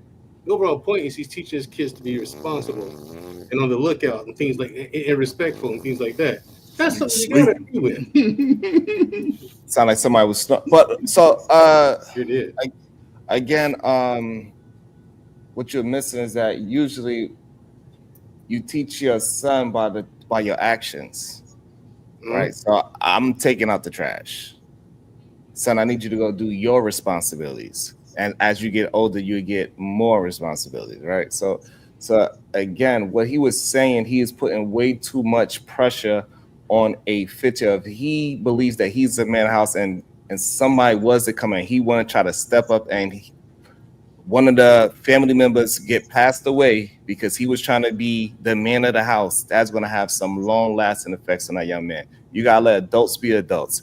My wife is second in command. You are not the man of my house. You have to earn being the man of a house. Yeah, but when I was 15, if someone broke into our house, I'd take them on. That's fine, but we talking about Anthony. He's not okay. Fine. You a great young man for being able to do that. I don't know. That's why I'm missing. That's where you're missing me at. No, the problem is that you think that you are the majority of men. And you are not. No. Let me help you out. Yeah, I get it. No. Sharon. Is it that bad though? Is it that bad though? Wait, Mandrill, hold on. So yeah, I have that question. How many men are not Mandrill? Wait, Mandrill. Right, it's a lot because majority of men never even had a fight before. Mandrill just gave us a story about how a man cocked the gun and he looked the gun dead and square in the damn hole. So we understand that. I think so all right. So therefore, with him just saying that, this is why it's a such thing as toxic masculinity, right? So you can take this whole masculinity thing and you can turn it on his head. That's bullshit. That's not toxic. Before we go full gay, right? Right, because you don't understand what toxic means, right? So you I can do. be if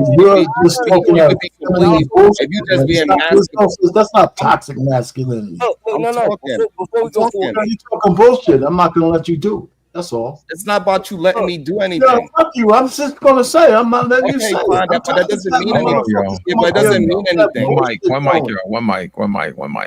All right, so I'm gonna say right. Hold on. Let me just finish what I'm saying. Go ahead, Lane. You playing Sharon. You got it. So again, what he is saying, what he is out there pushing out in the world is the thing that makes men feel like they have some kind of overpower over another human being because of a gender. No, if your wife is better at finances, she should be taking the finances. If I was to marry a goddamn female Marine and she was able to have all those qualifications, I should probably be trusting her to protect the goddamn house. Hey, babe, you need to look for this because she whipped Mandrill and kicked in the goddamn door before. I never did it. So we got to be able to move with reality of what you are marrying, what's next to you, and know what's your person's attributes. My attributes is X, Y, and Z. Hers is X, Y, and Z. She is second in command. I'm never giving it to my son at all. He is never going to be the man of my house ever. All right, look. All right. First of all, that sounds crazy. No, that was crazy. But check this out. What Mandrill said was, "Yo, what's wrong with giving responsibilities like taking out the garbage, washing dishes, making sure that you got your own clothes laid out?" He didn't say anything about the man of the house thing. He was like, yo, what's wrong with Anthony Bracy saying, yo, I need to build myself. Now, I'll address both though. As far as the man of the house goes, you say it's you, then your wife. I don't believe it's you and your wife. I believe it's your wife and then maybe you, but the kids don't listen to you. But that's my opinion. Look, but my and I'm going off the fact that the whole chat, everybody agree with you as a woman, and I don't listen to women with clothes on, so I think you one of the girls. You keep saying that, my guy. Like, let that one. I mean, why do you keep saying that? Sharon, look. Anyway, as the story progresses, my thing is, if a man is in the house, kids don't have to do the man's duty. I know a lot of 12-year-olds who've been called the man of the house is trying to get their mom out of wherever the situation she in. And that's not his responsibility for a 12-year-old to worry about what a 38-year-old person is doing. But y'all can't give me that we're equal because of age when a 12-year-old is trying to get a 38-year-old out of a jam. You can't give me that. Because you're telling me a 12-year-old boy is more emotionally intelligent than a 38-year-old woman. Yes. So I would say yes. I agree with that. But if we go with that route, then you got to say like, yo, so heavy is the head that holds the crown. So he has to handle everything. And if he has to handle everything, if everything's his fault and his fix, then it don't matter what she say. Period. Because he got to handle it. When she handle it and it work out great, you give her credit. When it don't work out, it's men's fault. We need more mentors. We need more stepdads. We need more men to step up. You never see you need more women to step up even though they got a voice. So what the fuck they got a voice for? Men still gonna have to step up and clear it up. So I still believe that, and I'm a person from a 2-parent household, right? But my dad a boomer, so it's like having 2 moms. But I digress. Like when you come to because it's happy life, happy wife. Happy life, happy wife is your woman, your wife second in command. I'm not home, listen to her. But I already talked to her. She was at home, and it ain't resolute. So I went to the source. I went to the king because heavy is the head. But once you say happy life, happy wife, you don't want the crown either. So, Prototype, you got next. Yeah, so a 20-year-old boy, a 14-year-old boy, a 15-year-old boy, you got to figure it out. And you've been telling them responsibility, take out the garbage, walk your little sister home from school to make sure she don't get kidnapped, put this key around your shoestring around your neck so you could be a latchkey kid and let yourself in and learn how to make toast or whatever and ramen noodles to feed your little sister. Once you the boy that's been put as a man in a house, you already doing better than whoever else in the house because you in a house. That's all I got. Nah, but hold on. So that's not skip past what Sharon was saying, and I kind of agree with what he was saying. Hey, JT, when prototype next. Yeah. So this is the thing. You would never be the man of my house. I agree with that. And your mama is the second command of my house. You know why? It's because I'm grooming you to be the man of, guess what, y'all? Your house. So I agree with that part right there. He's in training to be the man of his own house. He can never be the man of my house. Now, as we get older, God willing, we get old and, you know, people get weary and shit like that. And then the child end up being, you know, in a different, but what we're talking about is, yeah, you can't, no, especially at 15, no, responsible. You're accountable. These things are what we're teaching them so they can be, these are the tools we're giving them to be the man in their own house. So I do agree with that. So I didn't want to miss that. I didn't want us to miss that in the conversation right there. So I do agree with that part right there. We go ahead, prototype. The skills I teach my boys are not the same skills my wife had. I'm teaching them my skills. So I have a 16-year-old son who has the skills to protect the house.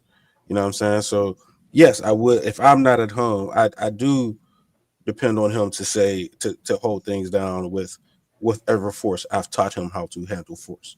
You know what I'm saying? In his way. You know what I'm saying? So I'm not expecting my wife to go jump into that.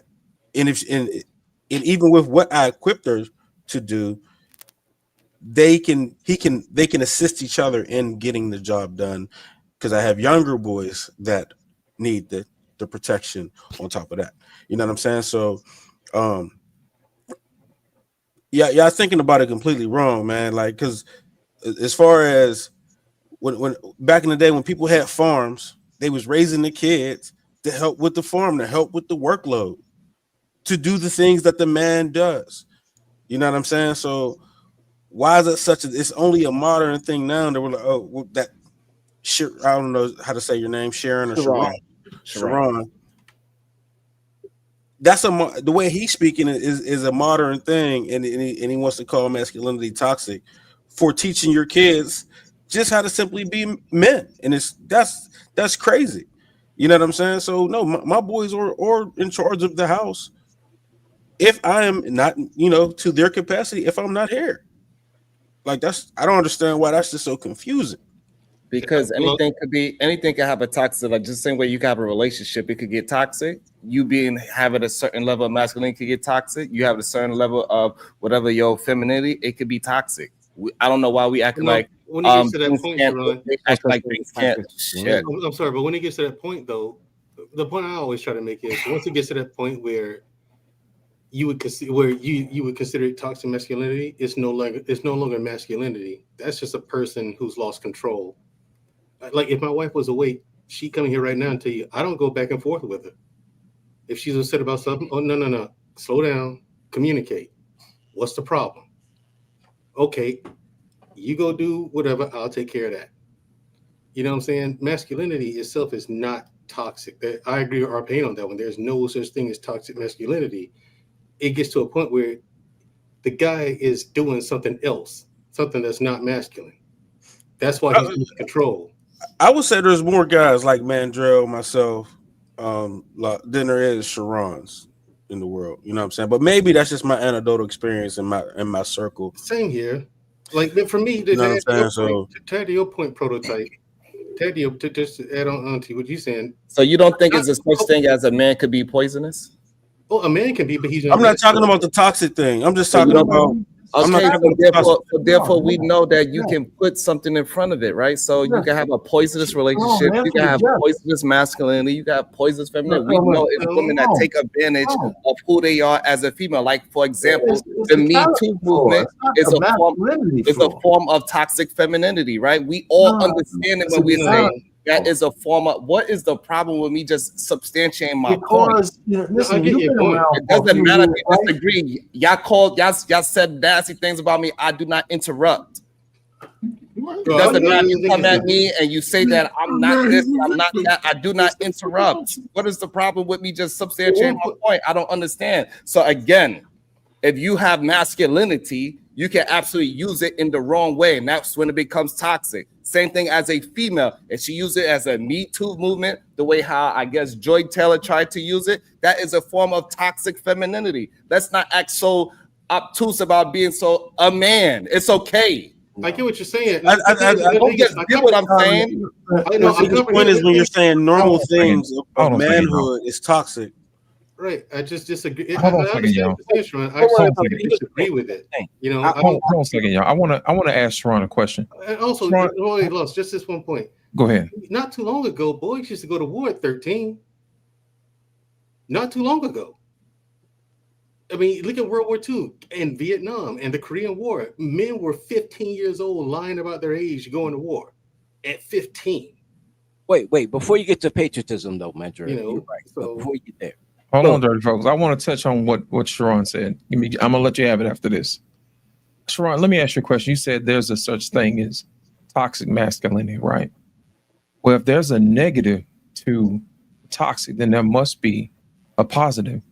Would you agree that there possibly could be a thing called premium masculinity, where men go above and beyond to be an example of masculinity? Is that a possibility? They call that a gentleman, but if you want to remix it for the new world, and we got to put some extra on it for the men, because gentlemen starting to get, like, I guess, you know, watered down for the new people. But it used to be called gentleman, and premium is a good substitute to make it new again. I agree. Okay. So what you're saying is that we should probably focus more on men being better men. Is that correct? Correct. Okay. And it's like, just like there are certain elements of being a toxic man, what would be something that we could point to that would say, hey, this is somebody who possesses premium masculinity? In your example, could you give us some examples on what that would look like? Right. It's kind of the things that we was all already talking about. Man having integrity, right? He being honest whether somebody's watching him or not, right? Like those type of attributes. A man that is willing to do everything he can to provide and protect for his family, for real, provide and protect, not just talk it, but actually put steps in front, like how Proto is attempting to put steps in front of if something happens. We know that is a big case that it would never happen, but at least he has some kind of mental fortitude to do something. Those are the type of things that we could say is premium. A man that's willing to deal with his partner and listen to her. So this way it's a back and forth, and they have respect for each other, because a woman's supposed to be beside you, not behind you. So those are some things that I would say off the top of my head as a premium masculinity. Well, where is it noted that women are supposed to be beside you and not behind you? Hold on a second. Prototype. I'm gonna turn it loose. Now, Sharon, could you give us something in the middle? Because there's a premium, then there's a middle, and then there's the bottom, the toxic. Could you give us something, an example of just the base minimum masculinity, something that would not be considered above or below masculinity? A man that is respectable. He's honorable. He's out of the way in society. He is doing. He's not doing anything wrong to nobody. He's able to take care of himself, and he's not taking advantage of the weaker vessels in this world: children, women, older people, so on and so forth. Okay. Would you think that goes above and beyond, or is that something that's just across the board mainstream? I think that should be, we should have at least a standard. We got to hold people to the standard, right? And then, like how you said, and start really speaking on what is the premium version of men, the mediocre version of men, which is okay to be an average man, and then what is, you know, a dirty folk toxic man. You know what's really crazy about that? Because I know I was gonna be the example. Yo, Robert Platinum, that's funny as shit. You talking about what's the platinum definition? That was wild. You know what's crazy? Integrity. Do you stand by your words? Do you stand by your beliefs? Right. That was your first one, right? Integrity. Have y'all ever heard me switch up? For those who on YouTube, I've been on YouTube 2 years. Have you ever heard my message switch up? So integrity, you got the definition wrong. So integrity is No. who holds the moral standard.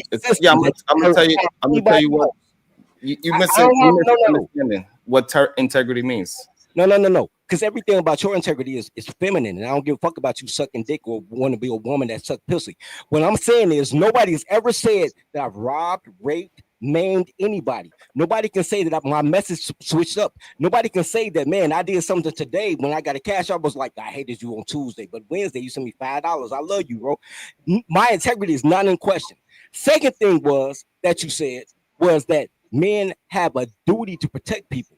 I'm the tribe of dude. I'm the dude that ends every show. Love your brother as you love yourself. I have never switched up on my belief that I should defend my home, my tribe, my gang, clique, crew, frat, Masonic lodge, whatever the case may be. I'm riding. I'm a protector. I get money. I sell my little soap. I work. I do all shit. So I'm a provider. So I provide, protect, I have integrity, and I defend what I believe in. So, but man, then you do a third one in. You got to listen to girls with clothes on. And that's why I started laughing, like, I never listen to a girl with clothes on. I can't be a great man. So I can't be a platinum man because I can be a great man because I never listen to a girl with clothes on. Your whole thing is you can't be a man unless you listen to these goofy ass bitches with clothes on who contradict themselves in the same sentence without a comma. I want my friend to be my husband to be my best friend, but I can't marry my best friend because it'll fuck up the friendship. You listen to girls with clothes on. You the girl in the relationship. I understand my dad a boomer. He the girl in the relationship too. But what I'm saying is like, nigga, I would beat you in an alleyway and then walk out and get a Dairy Queen fucking Blizzard and not care because you are contradicting yourself. Everything that makes a man was the first two things you said. And then you said, not like dirty folks, who represents the first two things you said, because I don't worship bitches. You dick-sucking motherfucker. Look, anyway, but go ahead. I'm finished just to laugh. Let me just laugh. Go ahead. Yeah, nobody takes Sharon, you want to respond back to that? Or no? Nobody really takes them serious. So no, you don't want to respond? No. Okay. So let me say this real quick because I was listening while I was. Can I just say this one thing, BMU, before you go? Listen, you know everything that Sharon says when a man is toxic, they are attributed to toxic masculinity. The reason why I have such a problem with it because we know it's been used to emasculate men over the decades. When a man does something that's untoward to a woman, a child, anybody else, it ain't because he's masculine. It's because he has a character flaw. It has a character flaw. So when you have character flaws, you don't have to attribute to masculine because women can do it.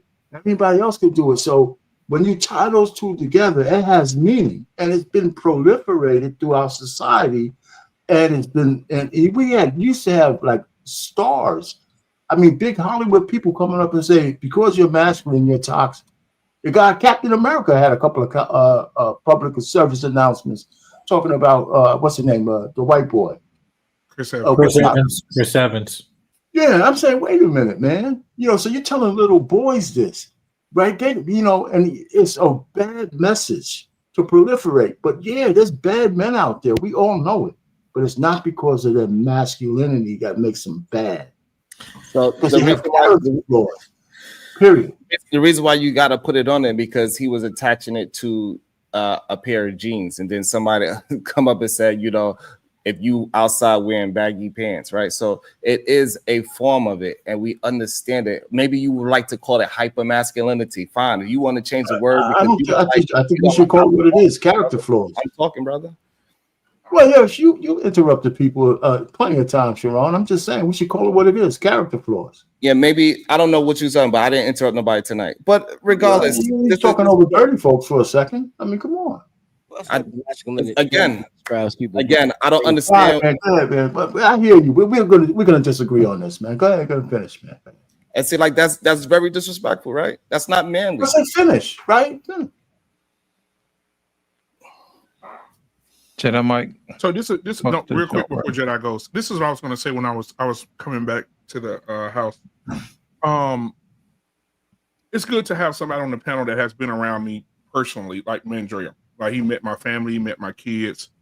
And I think, and like for me, I grew up with that same thing. I think that my grandfather used to say, hey boy, if anything happened at this house, I need to teach you how to do this, this, this, and this. And I need to teach you this. And my dad did the same way. When Mandrea had this, he's seen it with my sons. And for me to put my sons in boxing and jujitsu and, take them to, gun tactical classes to learn how to, because what got me, Sharon, is this. I remember we were talking earlier about how white people bring their kids in and they do all that stuff with their kids and we don't. And they own Bronny James real bad, but they don't talk about what the white kids, what they do with the white kid. It's the same thing. I went to a gun. This will change my whole perspective. I went to a gun show about 7 years ago, and I was standing in line, and I was looking. I said, "Damn, these kids 5, 6, 7, 8 years old picking out guns and shit. What the fuck is going on? Nothing but white kids, no black people to be found." I said, "Oh my God, wait a minute. Am I missing out on something? Is a war coming?" So what I did was I said, you know what? They kids not going to be the only ones hunting my damn kids. So at that point, my oldest had to go. He had to go do boxing. He had to do hand-to-hand combat. My Mandrea talked to my youngest boys. They were doing jujitsu, right? Because Mandrea does jujitsu, right? So he was, talking, trying to, and then like me and my 17-year-old, we can clear this house in 30 seconds. I mean, he takes the shotgun tactical class, the handgun tactical class. If I'm not here, and that's what I was raised on, Sharon. So I'm not saying that I'm not saying that you guys are wrong. I'm not saying you guys are right. I'm right in the middle of that because that's what I was taught growing up. I think when you taught by your father and your grandfather to do a thing, that thing sticks with you. And my son, like I said, right now, if I'm not here, my 17-year-old son can clear this motherfucker and get everybody out of here. Also, but because I believe Mandrea is a firearms instructor, one of the first things they teach you is to not use your weapon. Get yourself out of the situation. Get everybody safe and pointed at the door. In reality, like what Anthony is saying is still wrong because you would tell your 50-year-old son, no matter how much skill you got, especially when you grow up fighting, they always teach you, hey, you need to get yourself out of the fight because you know what you are capable of doing. Right. This is the first thing they teach you when you start boxing, karate, or anything. Hey, you need to get out the fight because you're gonna hurt the person. So that's what he's about, his language. The same way how Lost was able to clean up my language, he needed to clean up his. Right, yeah. And I think what BMU and people like myself are trying to say is, yes, that is what you teach them. That's the first thing you do. That's my first option, especially if I'm with my wife. My first, because we were downtown one night and some weird old shit started happening. I said, all right, come on, let's go. First thing, let me get her the fuck out of here. Now, if I was by myself, I'd dick around and see what's going. Because I'm stupid like that. I know I'm touched. You an asshole, right, no doubt. I know I'm touched. That's disgusting. Look. But see, that's the first thing is to get. Let me get her. No eyebrow, light skinned nigga. Look. So what my thing is like, what we're saying is, teach them that, but don't stop there. What I see a lot of people doing is stop right there. Just get out the situation. So now they're full grown men. You come to a professional to learn how to shoot, and you don't even know how to think when you're on the range. You're a full grown man. You don't know that you never looked down the barrel of a firearm. He didn't even know. He thought it was okay. I'm like, bro, you don't know. No, you're a hazard now. Okay. So it's like, that's my thing. People stop too short, especially when it comes to boys. Like I noticed it a lot in the women because they don't want their boys to go through pain. They don't want them to go through hard stuff. They don't want to see their kids struggle. Fair enough. But the struggle is what forges men. We have to do hard things to become immune to it or to adapt to that environment. But light skinned dude with no eyebrows. Here's my flip side on that. Hold on, let Sharon respond, then go dirty. Go ahead, Sharon.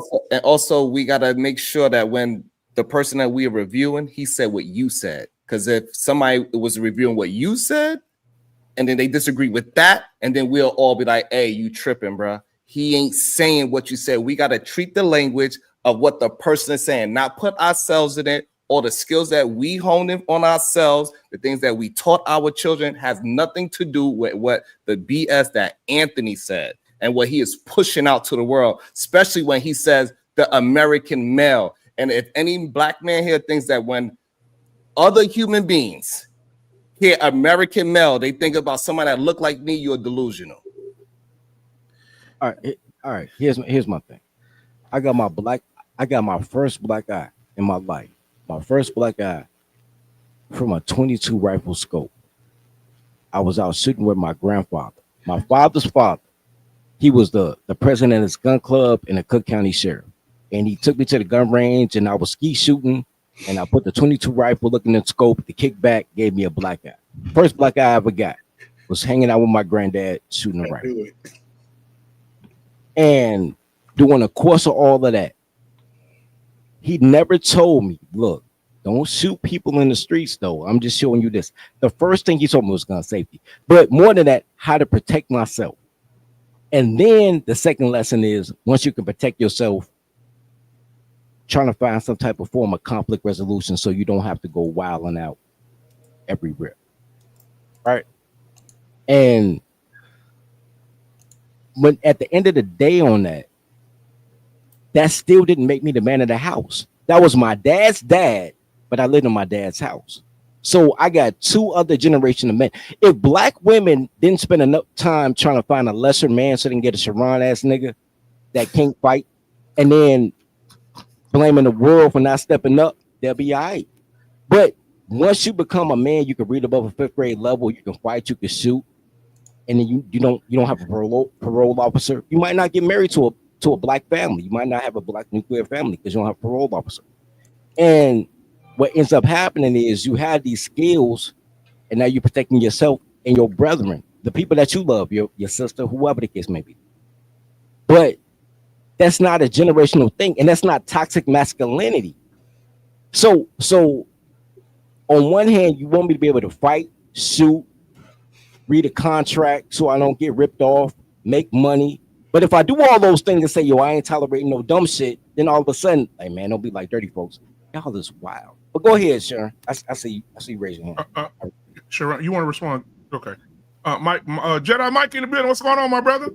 Hey, what's going on? Hey, listen, Jedi Mike, first of all, before you say anything, bro, congratulations on all your success, man, interviewing all these celebrities. You interviewed my crush the other day from Found. Oh, and Shameless, yeah, Shanola Hampton, yeah. She is gorgeous.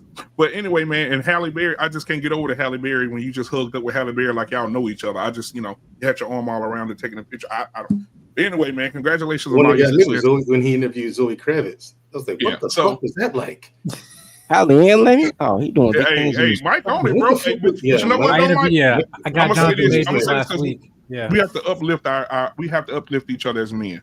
I'm gonna say, Mike. I remember when Mike and Mandrell, we feel like papas or something right now. We remember when Mike was a freshman in college. Yeah. You know what I'm saying? Sophomore, junior, it got hard on him a little bit. Then he shook back, and then he graduated. Then he pledged, and then he crossed over. Like, we was there for all this shit. So I'm like, to see you where you are right now, bro, I just want to say that I love you, brother. And I'm so glad that you are where you are right now. I even know your wife. Listen, man, your wife, y'all used to come on the panels together. Then y'all end up getting married. Ain't that some shit? Mm-hmm. So anyway, man, I just want to say I'm proud of you, bro. But you can go ahead.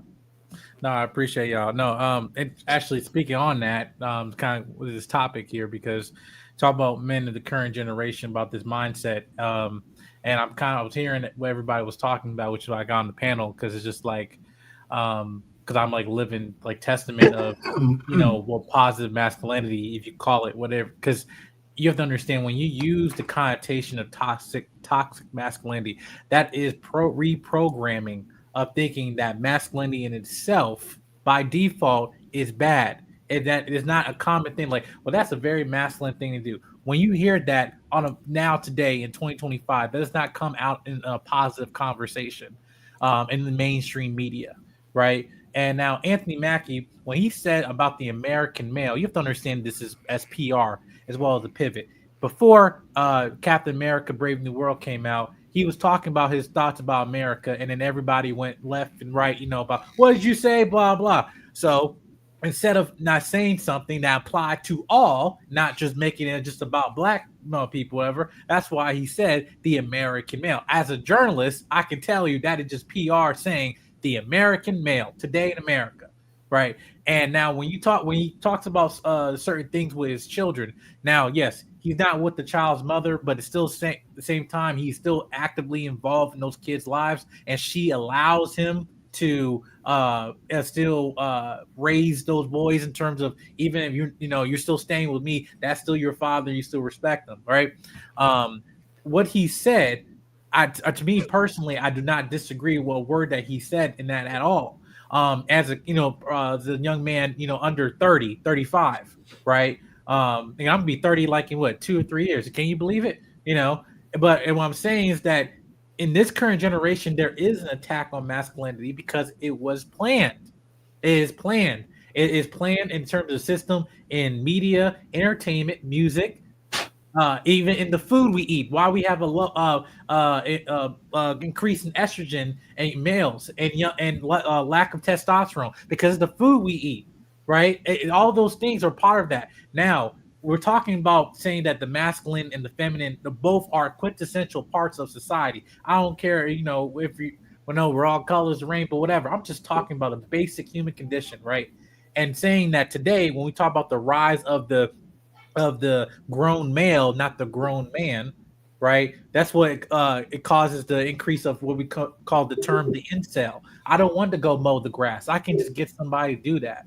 I don't want to, go change my oil. I'm gonna go take it down to the Shell while they overcharge me, because I'm just too lazy just to get an oil bucket and get the car jack and do it my damn self and go to AutoZone, pick the oil, right? No, I'm just using just basic things. Some things now as a married man that I'm not allowing my wife to do, not because I'm telling her I'm the man.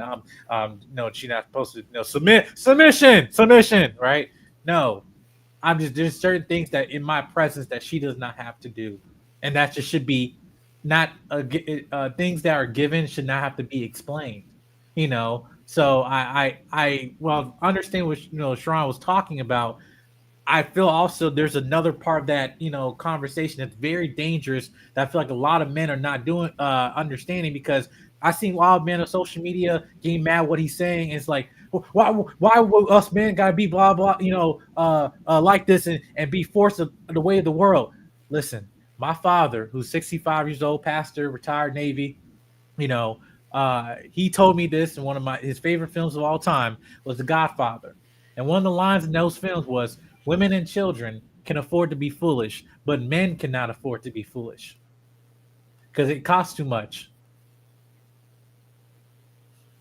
And then when we cannot afford to be foolish, and we have seen that with us, we have a higher responsibility. We don't, and hopefully not just by fathers, even the lack of fathers, whatever, but brotherhood. Being around other men to know how to solve your problems. But at the same time, I'm not going to reject how things are now we're evolving in times like therapy, like counseling, and things that were back in the 60s, 70s. We weren't really a big topic and stuff, saying that men can't cry. Yeah, you can't cry in front of me. And I'm not going to look down on you like that because it's hard out here. But what I'm saying is that the people are blowing his comments way out of proportion and making it what it is when simple say, hey, I teach my boys how to take care of themselves and their mother, even if they're not grown men in their 30s, whatever. Hey, make sure you check these doors a lot. Make those skills never leave you. I don't care if you're a father, just a human being caring for, being the brother's keeper. And those things are not being taught today. And yet our society is suffering for it. So that's where I feel there's a huge part that people are missing, but yet trying to blow out proportion what Anthony Mackie is saying. It's like Kevin Samuel said it. Other people said it. You can take the format and whatever. It's the same meat, just different seasoning. You know what's so crazy about what you said? Bars, by the way. I agree with everything you said, 100%. You know what's funny, though? When you said, like, yo, men should be able to cry and go to therapy. You know what's funny? Is men cry around other men. When your parents die, you lose your the love of your life, your first love, whatever the case may be, your cousin, gets whatever, you cry around your guys, and your guys comfort you and give you a shoulder to cry on. You're not supposed to cry around women. That's why I started laughing. Like, yo, even your most emotional things, women like show your emotions. Intrinsically, naturally, that it'll be turned against you. But men do cry. The whole world cried for Kobe, and what did black women do? They went on the route and said, "Oh my God, I can't believe that man crying over a dude. They never met this dude." Like, there's no time that you can open up your feelings to a woman, but men cry. That's why I was laughing. Like, So my Dirty bad. Folk, let me tell you something. I almost made history tonight. We did. We almost went a whole show without saying anything about a woman, and I was just allowing the show to I didn't flow. say it. I was allowing it to flow. And then Dirty Folks, you done broke history. We almost had the Guinness World Record. Dirty Folks, we I ain't rebuke you in the name of the Lord. I rebuke you in the name of the Lord. I just said big cry though. That's all I say. I remember crying at my little cousin Mensa got killed at 15 years old, and I remember being at the funeral crying on my boy Keith's shoulder, and girls like, you got a sensitive side, and I remember looking at them so crazy because they just wanted to sleep with me. They thought I was vulnerable and wanted to sleep with me. But I remember crying hard as hell on my boy Keith. My brother-in-law got killed. I remember crying to my cousin, crying on his shoulder. Like, I can't believe he's gone. Men cry all the time. They just don't cry where the public can see them. So Sharon, you got something you want to say? You shaking your head. Hey, speak your mind. I think sometimes this is the problem. We are not checking language. A woman needs to be responsible for her actions. She can make a very tremendous mistake in life. This idea that women could afford to make mistakes and men cannot make afford, that is insane. I would never teach my daughters that they can afford to make mistakes. We are raising adults. This is the problem that we have. We're not willing to check language. Men should have a hold on their emotions. They should not be just crying for no reason. It should be something usually when people are crying is because they don't have no way to figure something out. That's usually why people cry. When a baby get hit, they don't know how to control the pain, so they cry. You have a lost one, you overwhelmed with emotions because you can't do nothing to bring that person back, so you cry. So we cannot say that we are meant to not be able to navigate through life, so they just out here crying in the confines of men. This is craziness. Wait, so Sharon. Wait, what's your problem? So what I said. We're not going to try to change my language. I'm trying to look deeper into what you're saying, and you try. No, I said exactly what I said. I meant every word that I said. We don't need to try to change it. Right, I'm not. My question is, what's your disagreement? Yeah, what's your disagreement? I think I might have missed it. I think that's what I'm saying. It got to be a concept. He would never my disagreement is that I would never teach my daughter that she can go outside and make mistakes, and my son cannot. I would never teach an adult person that because we are raising adults. We're not raising children. Children are allowed to make mistakes because they are growing. We don't chastise our children for dropping the goddamn milk on the floor, right? We say, it's okay, baby. You need to hold it like this. We put them in a space. That's why we put them in boxing, right? We don't want to teach our children how to fight outside in the street because it's not controlled. But in a boxing gym, it's controlled. So this way you're not going to put them at a level that they are not at. You can tell them how to jab, how to do this. You can stop the fight. This is control space. That's what you do with children. But when you're raising adults, I think you're misconstruing what I'm saying, sir. No, I mean, like what I'm trying to say is that, and now you can have your own viewpoint about what you believe in terms of masculinity is. I'm just coming to the point where I was raised, not also from my father, but also my mother as well. Now the position I am as a husband, who a woman who has my last name and we're having children around the corner, is that when I made the comment saying that women and children can afford to be foolish, but men cannot afford to be foolish, because I am in the position of covering my entire family. And I'm saying that, hey, the children can make a mistake or something, they can be taken care of, where the mother can take care of, or I can take care of, whatever. The wife, I'm her covering. Bill, you want to? I'm coming from a biblical perspective. You can come from me if you don't come from that religion. I'm not combating. I'm just saying, well, my perspective, what I was explaining. But yet, for me, I also have a higher weight and responsibility. That I also know that the woman that I chose views me in that position and also trusted me in that position to be her husband to properly cover her. And I have God to cover me as well as other people, support system as well. Those are things where I was saying is that it's not just this black and white as much as everybody's saying that it is. Oh, my camera cut off, but you can still hear me. Got But you. but what I'm saying is that it's very frustrating that that I see a lot of people in the media taking things and just basic values that have been here for recorded history and misconstrued it and try and make into their own narrative just because either have they want trying to connect dots that don't exist or wasn't the message that the person was saying is not what you think he's he this is bad whatever. He didn't say it that way and he wasn't meaning to say I'm just a father raising my 3 boys and he has 3 children and doing a damn good job about it, and just saying, yeah, I think we don't teach boys how to actually, be functioning adults and men, and that should not be controversial. It should be a fact. So yeah, because you gotta admit, like him teaching his boys to open doors for women and to be respectful. Yes sir, no sir, that whole thing. You gotta agree with that, Sharon. Who cares about that part? We are not talking about that point. The big picture. That was his point. In that whole conversation. No, but that's not the point of what we are. But that's not the point of what we are talking about. Y'all are doing exactly what Jedi Mike said not to do: misconstrue words. Right? I never said men do not hold the bigger burden in a relationship. Never said that, not once. Well, I'm not accusing you of that. I'm just I'm still on you disagreeing with the things that Anthony Mackie said. Now, I do understand what you're saying about him being a hypocrite. Him kissing the guy on screen, stuff like that. Oh, absolutely. Okay. I agree. Yeah. Yes. Yeah, I'm not disagreeing with you on that, Sharon. I want you to make sure make myself perfectly clear. I don't know why y'all think I don't understand why y'all think I'm confused. Because I'm not. Clearly, y'all are the ones that are confused. And I even gave Loss a very big round of applause for making the language that I was using why it was because he understood what I was saying and he turned it into a language where I thought y'all understood, and for some reason, y'all want to try to make it as I'm saying something that I am not. I'm saying that we should not be putting so much pressure on young men. We should not be telling them that they are grown-ass men of any household when they did not earn the right of a household.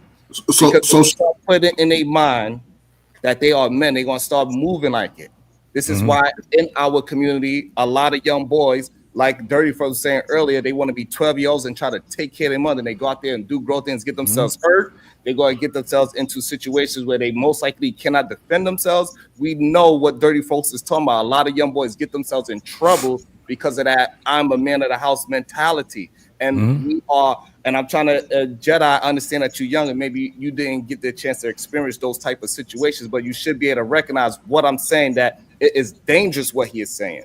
It is dangerous for our community. It is very dangerous for our young people. We have an issue in America where people look at us and they think that we are older already. This is why when police get into the situation where they all seem like they are attacking us, right? They always look at the young black male as much older than what he is. They don't treat them like children. Our daughters, they do not treat them like young girls. I don't know why when I'm cooking up, all of a sudden that you have to talk. So again, we have a problem in America where they treat our young as they are adults. And we cannot allow this man to get ahead and push that out there into the world. He is talking this MAGA BS. It's okay if you don't understand it. I just laid it out for you. This is a problem that we have in our community, that they look at our children as adults, from the little girls to the young boys. Right. And I think I have a part of it that we're not addressing. So this is for everybody on the panel, for the entire group. I think what we're running into now, we have this Kobe and LeBron effect in men. If something were to happen in my family, or only my mom's house, and something were to happen to my father, there's that dog inside of me that thing. There's that thing inside of you that don't force you to do nothing. That's that thing inside of you that automatically puts you in that position. You don't put yourself there. Don't nobody force you to do it. So if your daddy closes his eyes and as soon as he takes his last breath, you automatically just fall into place. I got to help my mama. I got to make sure my mama good. I know she emotional right now. I know women are emotional creatures. I got to make sure the funeral home don't fuck over my mama. I got to make sure the family members don't come over here still at the house. I got to make sure my brothers and sisters good while my mama mourning my father. I got to make sure, like, you just automatically get it. We have that. Some men, I ain't gonna say all, some men have that instinct that as soon as something happens, it's just something that's in them that just makes them go. And I don't think we're talking about that person because there's a lot of men that are not pressured into those situations. They just know, hey, I got a responsibility and I need to take care of it. And that's why that's why when Loss explained this situation, you speaking to what Loss situation is. A situation happened and instinctively he took that and owned that situation. Right. Now, to some extent, it could be a little overwhelming once you really get into it. And I appreciate your Loss. He said, I went to seek some other counseling outside of in my head. So a man understanding that, and I would think that it's unique for this panel. I would ask, how many of you guys on this panel grew up in the house with a father? Every day you went to bed, you smelled his drawers and everything, right? So he taught you a little different. But what I'm saying is, Sharon, I hear you saying about the man in the house. Yes, but you have to compartmentalize it. That's what I'm saying. A father living out the side of his home with his sons, and they're living with the mother. Sons, you have to be more responsible with your mama. Now, as far as the details, we can assume, I would assume the way he's talking to grown men, he wouldn't talk to his son specifically word for word. He would probably break it down. You the man of the house, but damn it, you're going to listen to your mama. You're going to go to school, you be respectful. Because a father that's engaging, come on, I don't, again, I salute to my crack era generation. Yeah, it's been a long time since we had that consistently. But there were times when brothers like JT and Lost, the father, when he was there, he gave your ass direction. And with that direction that he gave you took it and you built on it. So that's where it gets lost in translation at. Yeah. It gets lit, right? Because this is the thing. You have a brother like myself that'll sit back and say, I understand exactly what Mackie was saying, right?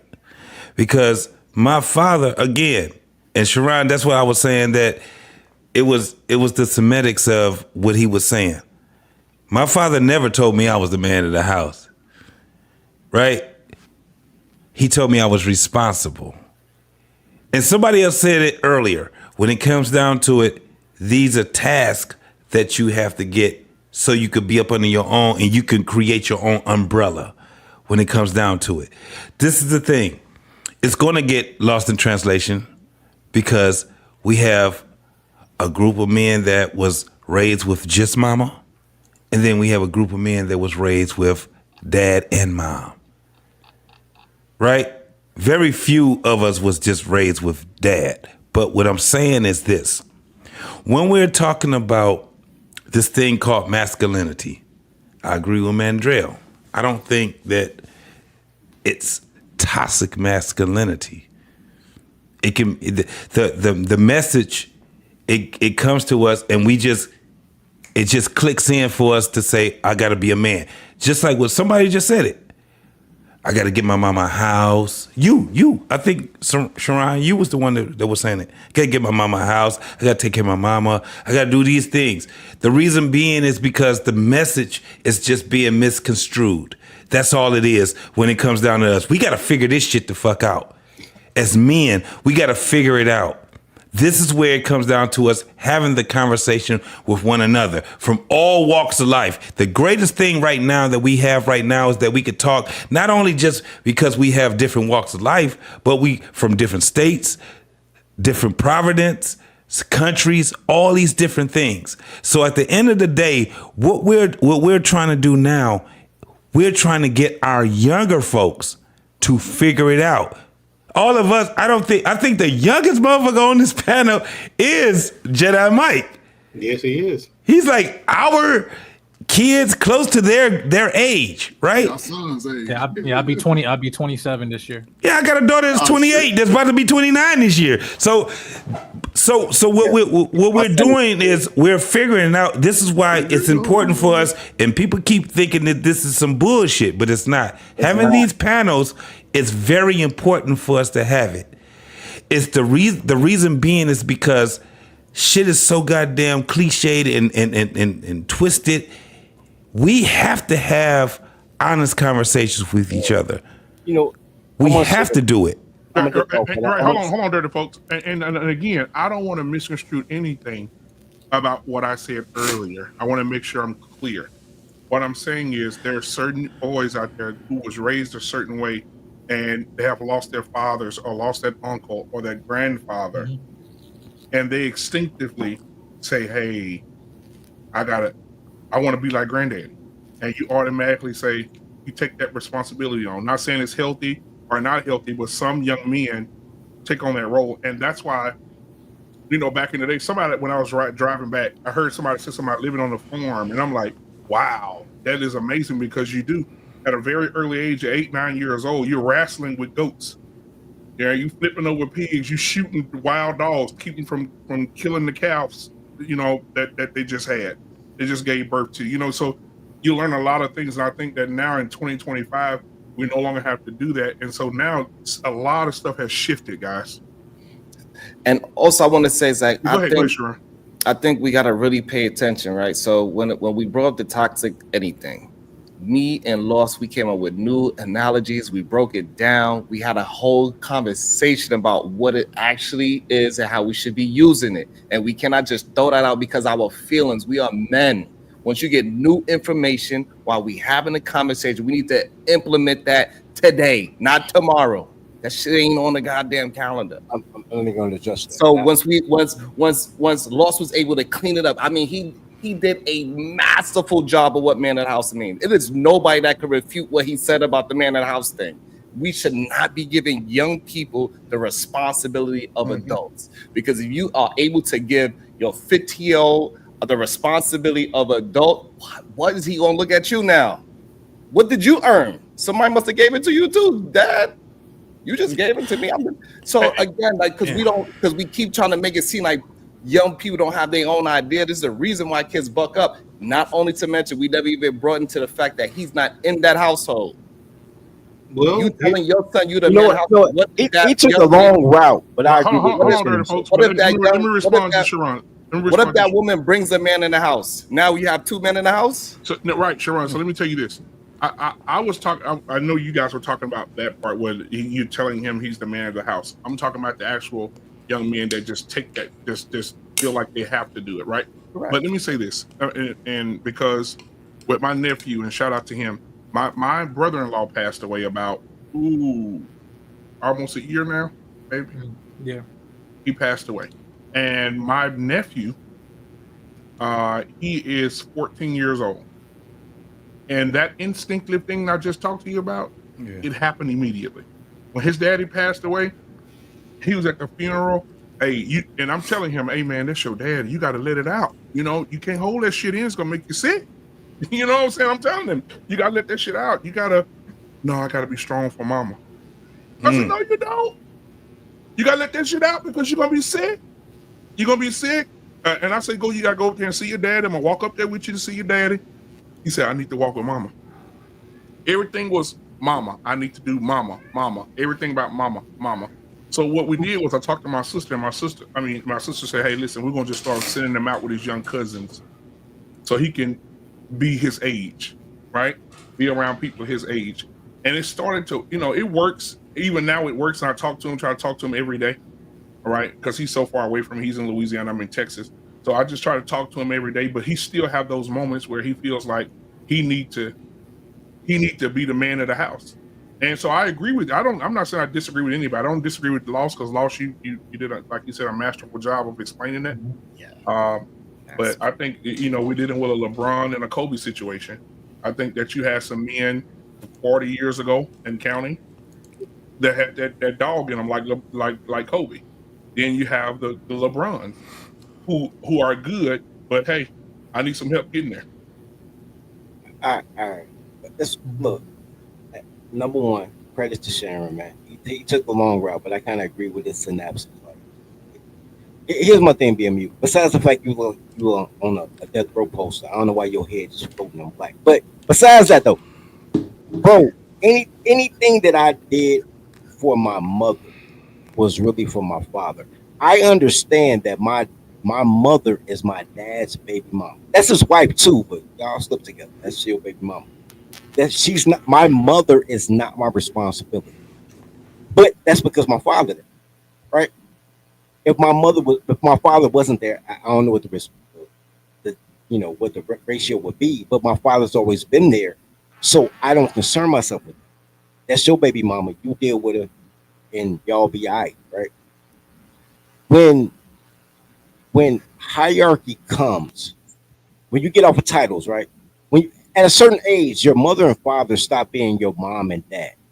They start being John and Jane.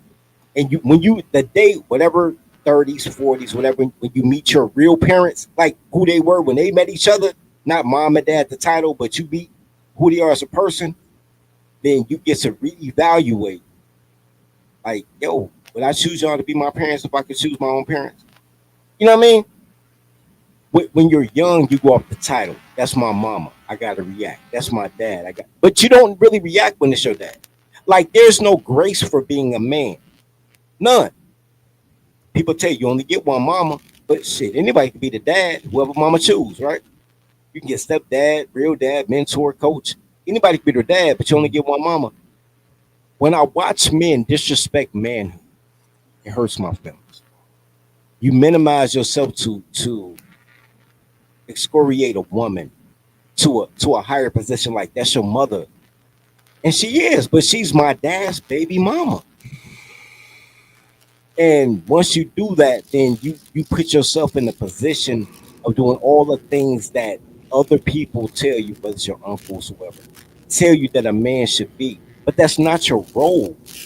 Your role is to take out the garbage, wash dishes, make sure your homework is done, and pick out your clothes for tomorrow for school. That's your role. That's your job. Anything other than that, you're doing somebody else's job. And you will never be able to do somebody else's job and your job at 10 years old. You can't work two jobs efficiently. So that's a whole different issue. Yeah, but this is the thing, Dirty. Everything in life, if God is willing and he has grace, it's going to come to 360 degrees. It's not going to come to 180.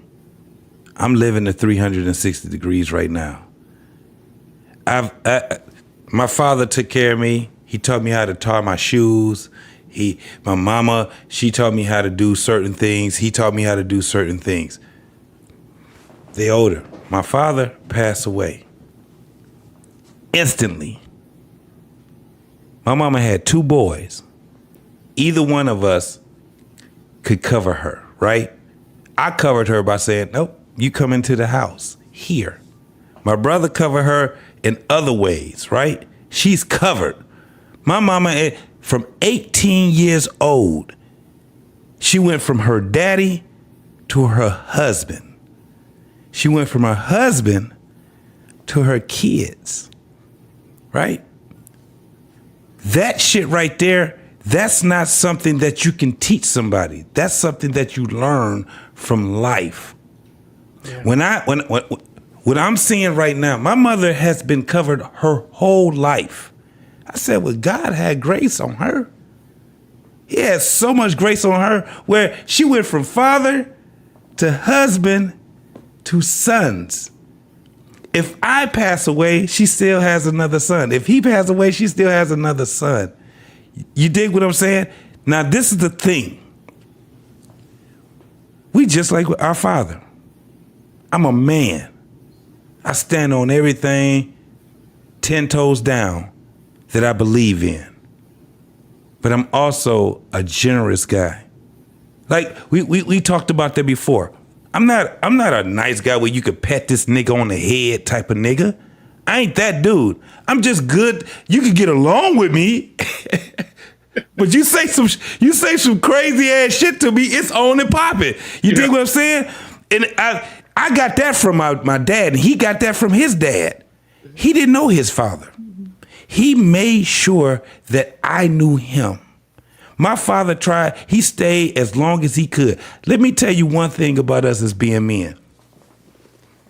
We do we stand against shit, but it's a time in life, man, especially because I had to deal with my father had dementia.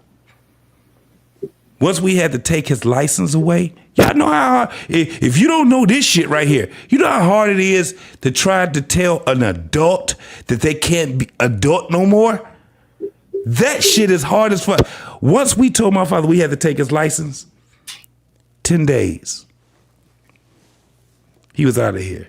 There was no more fight. Your mama all right? That's all he had. Is your mama all right?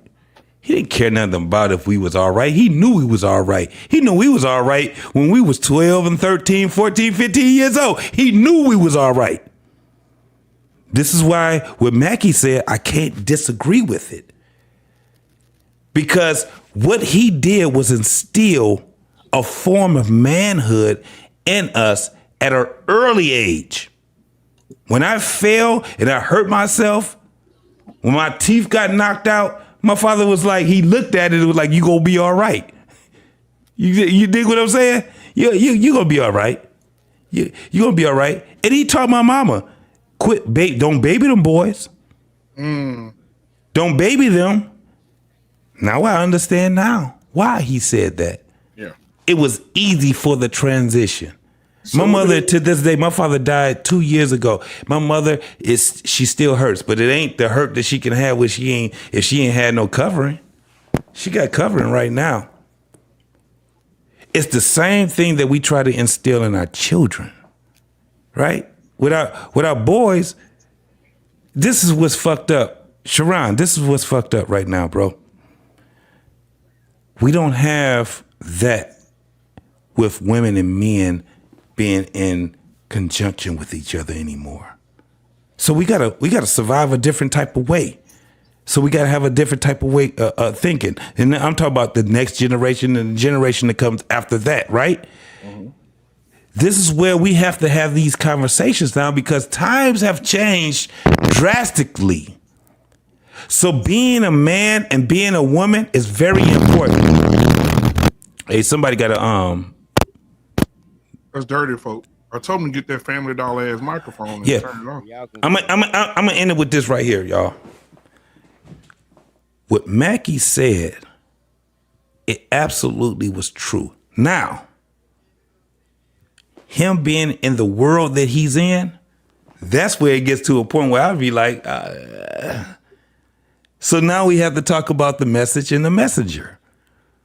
Sharon was not far off when he was like, nah, but this nigga was on, he was kissing another man. The reason why I can sit back and say, yeah, I can smoke a bag of that is the fact is, how much would we as men sell ourselves for? How much? You remember that thing as a kid when you used to ask a person, what would you do for $1 million? Would you suck a dick for $1 million? Would you kiss another man for $1 million? All these different things. All I'm saying, folks, is this. The conversation is rendered for us to have it so we can figure this shit the fuck out. That's all I'm saying. And I end it with that, bro. All right, we welcome Savage Red Recovery to the show. What's going on, man? You got anything you want to say? Salute. Yeah, and Sharon said he got to pop out of here, man. Let Sharon get his last word. Go ahead. Oh, okay. Oh, my bad, Sharon. Go ahead. It's like I want to hear what Sarah said before I leave. Okay, yeah. So as a man that's married that has 5 kids, working on the 6th, and having 3 boys, there's nothing wrong with teaching your boys at a young age to be men. Unfortunately, as the gender that we are the expendable race. It is our job to protect. protecting means that you're gonna possibly lose your life. There's no reason to teach your boys to have some sort of childhood or not be men, because if you shelter them, unfortunately, when the world comes, you're not going to provide them the ability to protect themselves from women or the court system, or when it comes down to just the normal day-to-day lives of being a man. So to say that this man's wrong for telling his child to protect the house, even if he's 10 years old and he really can't protect the house as a 10-year-old, it's good to instill the fact that he needs to when he gets 18, has a wife and has a family. Because at some point you're hoping that your child's going to have a kid or have children and a wife, and that he's going to have to protect them. So giving him 18 years of not understanding this or not instilling this in him is not good for him. It's not good for his family. It's not good for society, just in general. That's all I have to say. Okay. Awesome. And yeah, and I think that's the part that I think we had given him an overarching point instead of using what he's actually saying. And I understand that because we met, so we like, hey, I get that part. But that's not what he really said. And we got to take apart what he said, not what we are instilling in our children and in our lives. And I think that's sometimes where we get messed up at. And this is why a lot of young men get misguided, especially the ones that's looking for guidance. We got to remember a lot of times the young men that are watching us or listening to us or possibly taking in what we are saying is because they're actually looking for guidance. And we got to make sure we are very strict on what we're saying. And this is why I absolutely love, and I'm going to implement Lost in Translation's movement of his language. I'm going to rewatch it, and so I could work on that, so I could get better at it, because he was able to make it palatable. Sometimes I'm not, because I'm very old school. Slap you over the head. Shut up. What you know? So I got to get that. I got to get my philosophy on. I got to practice on that. So thank you for that today. That's what I learned from today. I appreciate all the men here. Hold on, Sharon, because they told you today. See, I'm glad you showed up, because they told you today in your chat. You really want to go over to the Black Men Unfiltered Network, because when you go over there, they're gonna jump on you, man, disrespect you, call you. They're gonna do this and do that. Come on now. They did. And them gorillas been over acting wild too. I mean, it was just one. Come on now. You had one person. But So, I'm just saying, overall. Two. I had two, but the thing I had three, but I had four. Goddamn. Let me keep. Yeah. So, what but happened when I left, nigga? the thing is, I don't learn my lesson. It wasn't me, hey, black man. I had last week was when you had me. I'm good this week, bro. I'm good. So somebody Sharon, before you go, somebody sent me a cash app. Thank you for the $20 cash app. She said, why didn't y'all have the same energy for the young man, the 14-year-old young man who killed for his mom in Chicago a year ago? No, we did. I was the number one person that said it. When it came down to it, that young man was protecting his mama because I knew the whole story. Right. That shit was something, and it was something where the mom was not being aggressive, first and foremost. A lot of people, they were trying to put that out there at the beginning. No. She didn't tell him to go out there and get the gun and all. They were trying to put that shit out there. He just clicked in. At the end of the day, that's what happened. If I was 14 and I put myself, we had to talk about it. Black man. Yeah, we did. Mm-hmm. I was there for that talk. Remember? Yeah. And GT and I was saying the same thing. thing.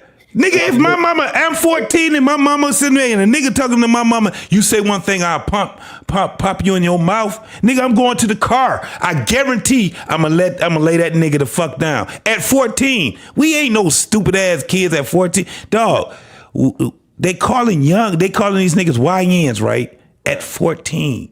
These niggas that's out here in these other neighborhoods that's out here, they call them YNs, bro. We got to cut that shit the fuck out. Just like we tried to cut out the whole thug shit, we got to cut this YN shit out, man. We got to have a different type of way. When that young man did what he did, he was protecting his mama, and his mama was not out of pocket, bro. I put that on everything. She was not out of pocket. Yeah, I remember that. Let me explain something to y'all, man. I don't think we're having a full conversation here. We're talking about, Anthony Mackie is talking about the physical side of being a man. There's also a mental side of being a man too. Just as much as we like to think that being a man is all physical, sometimes it's a mental aspect of this thing too. And what I mean by that is we have to teach our men. I appreciate you, my brother. Appreciate it, Sharon. We have to teach our men how to negotiate and to be and to be those type of people who can resolve conflicts. You know what I mean? We have to learn how to be master negotiators. And I don't think we've actually taught our children how to do that, how to be masters of conversation and how to negotiate in situations like this so you don't have to result in violence. That is the part of masculinity that I don't think we discuss as much. And then on top of that, we have to teach men how to be leaders and how to teach other leaders how to be leaders. That's the other part of being a man that we don't ever discuss. We always talk about the physicality of being a man, but we rarely talk about the mentality of being a man. And I think we really have to start doing a better job at making sure we talk to our sons and say, hey, look, before you put your hands on somebody, make sure you try to negotiate first. And if all else fails, then yes, you handle business, but at least you try. You see what I'm saying? That type of thing. So I don't think that we really covered the whole full gambit of being a man sometimes, instead of just relying on the physicality of being a man. Facts. Yeah, but here's the thing. Because I've had this conversation several times in my private life too. Most guys, yeah, you're right. Number one, I'll agree to that. We do need to have a much more conversations on the mental side, but most men don't know how to navigate that themselves because they let me ask you this: how do we teach them, man? You got to learn first. You got to be my thing. How do we teach them? Teach them what? How to deal with the mental part? Yes, it's important. Yeah, it is. How do we teach our brothers that, man? But let me ask you a question because I think it's circumstantial. But because here's the thing, you have to teach them. It's like I said earlier, Lawson. You weren't here yet, I don't think. I'm not sure if you're watching or not. I'm always watching all the time, man. You have to teach these young men how to think instead of what to think. Because if you're teaching them what to think, you're just giving them the answers and they're not learning anything. You have to give them scenarios, teach them how they should look at it. Like for example, tonight, Sharon was here and I told him, I said, oh, I get it. You're stuck on the language.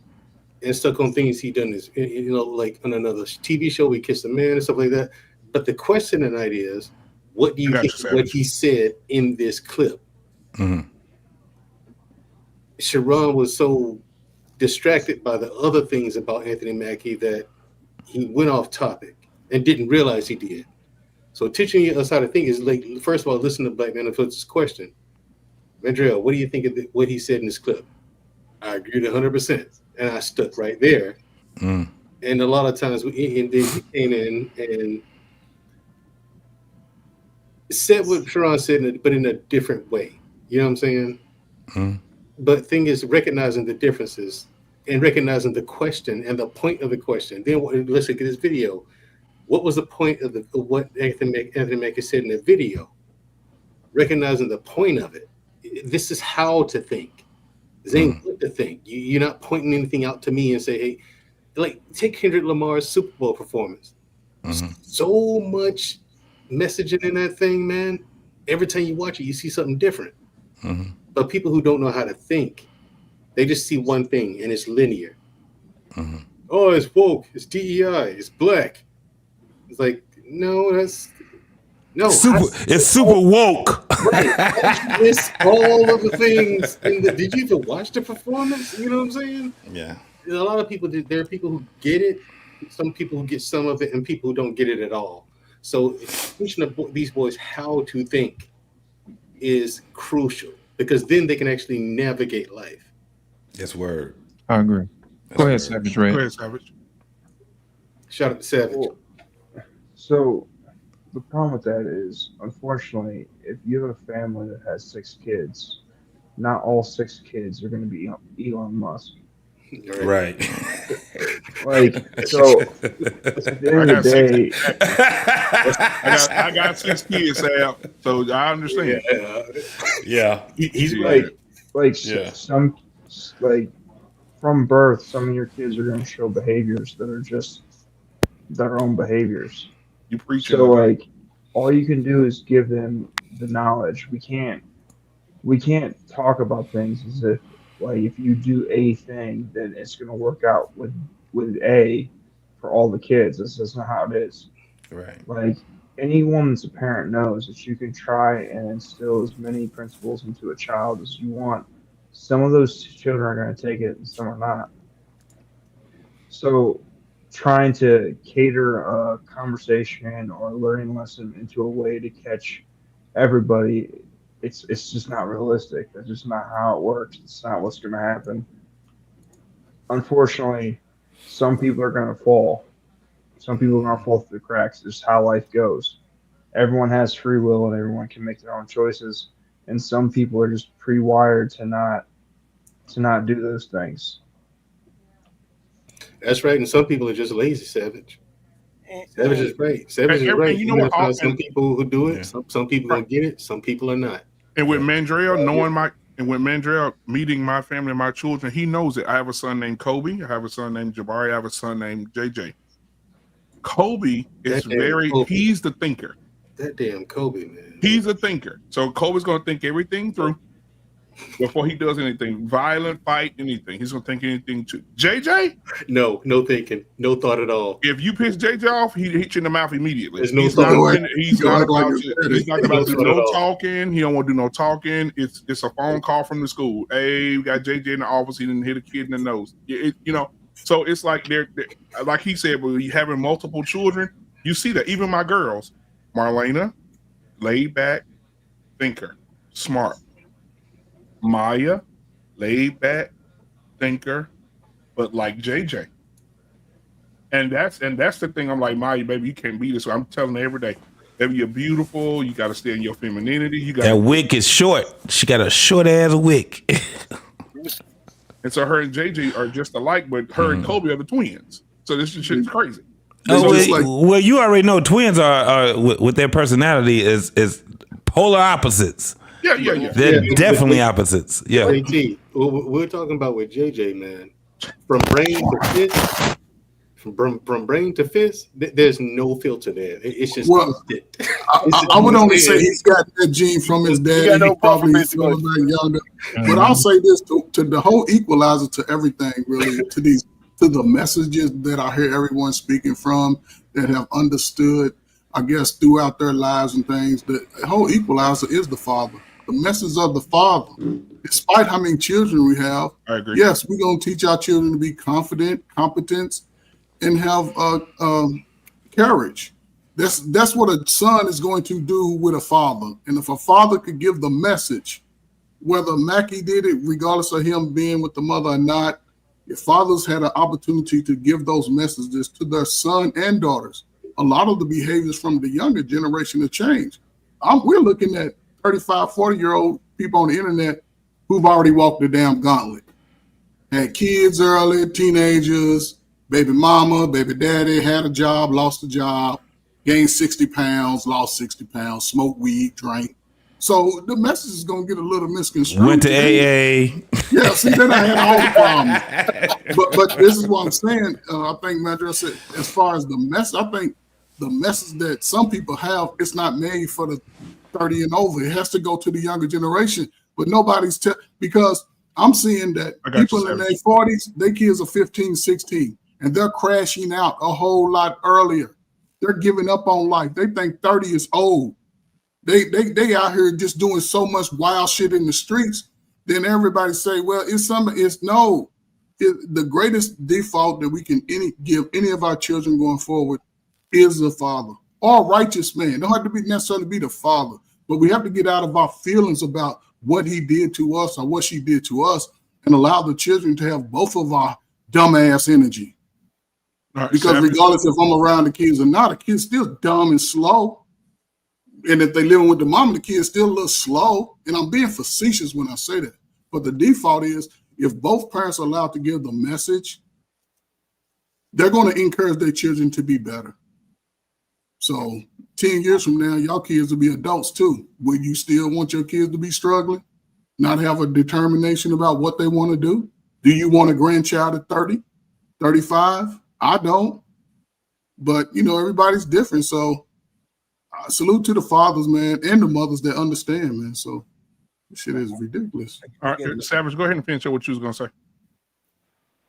Sorry to interrupt you, man. Yeah, so my oldest is 11 years old, hopefully 12 this year, and my youngest is 6 months old. At the end of the day, you'll come to realize when you have a bunch of kids that they just have different personalities. Like,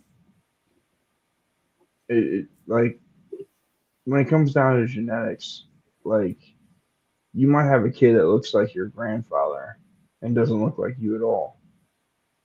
And you might have another kid that looks like your wife or your wife's dad. Like that's the weird thing about genetics is when the genes are pulling, they're pulling from the group of all of you. So like you might see similarities between your kids, but then you're going to see something that's completely outside of you and your wife. A lot of these things are lightweight predetermined. Appreciate you, man, Drew.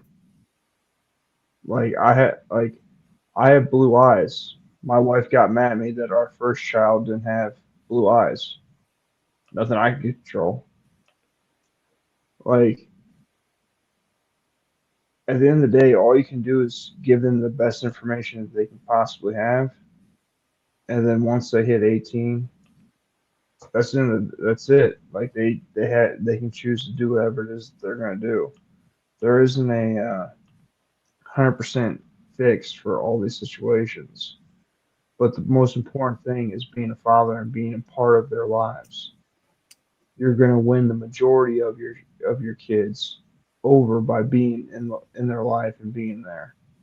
But it's not a 100% success rate. Nothing in this world is 100% success. This isn't communist China. Like we can't guarantee or use physical force to ensure the rules that we want. So to some degree, all you can do is have morals and principles and be there. At that, after you do that, you've done your part, and that you get to move on.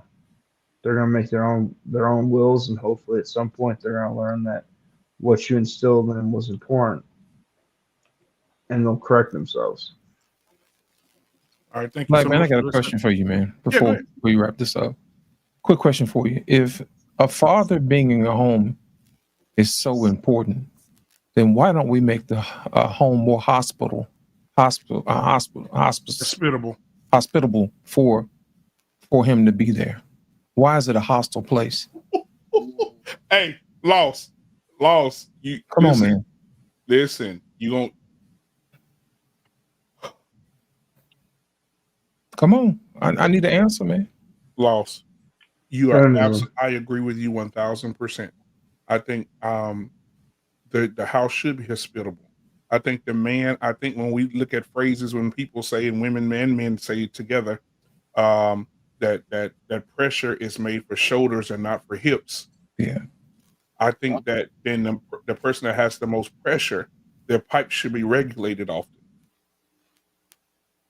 Because if you go to a gas mining place, they have gauges on all the gas to regulate the gas and the pressure. If too much pressure, it blows up.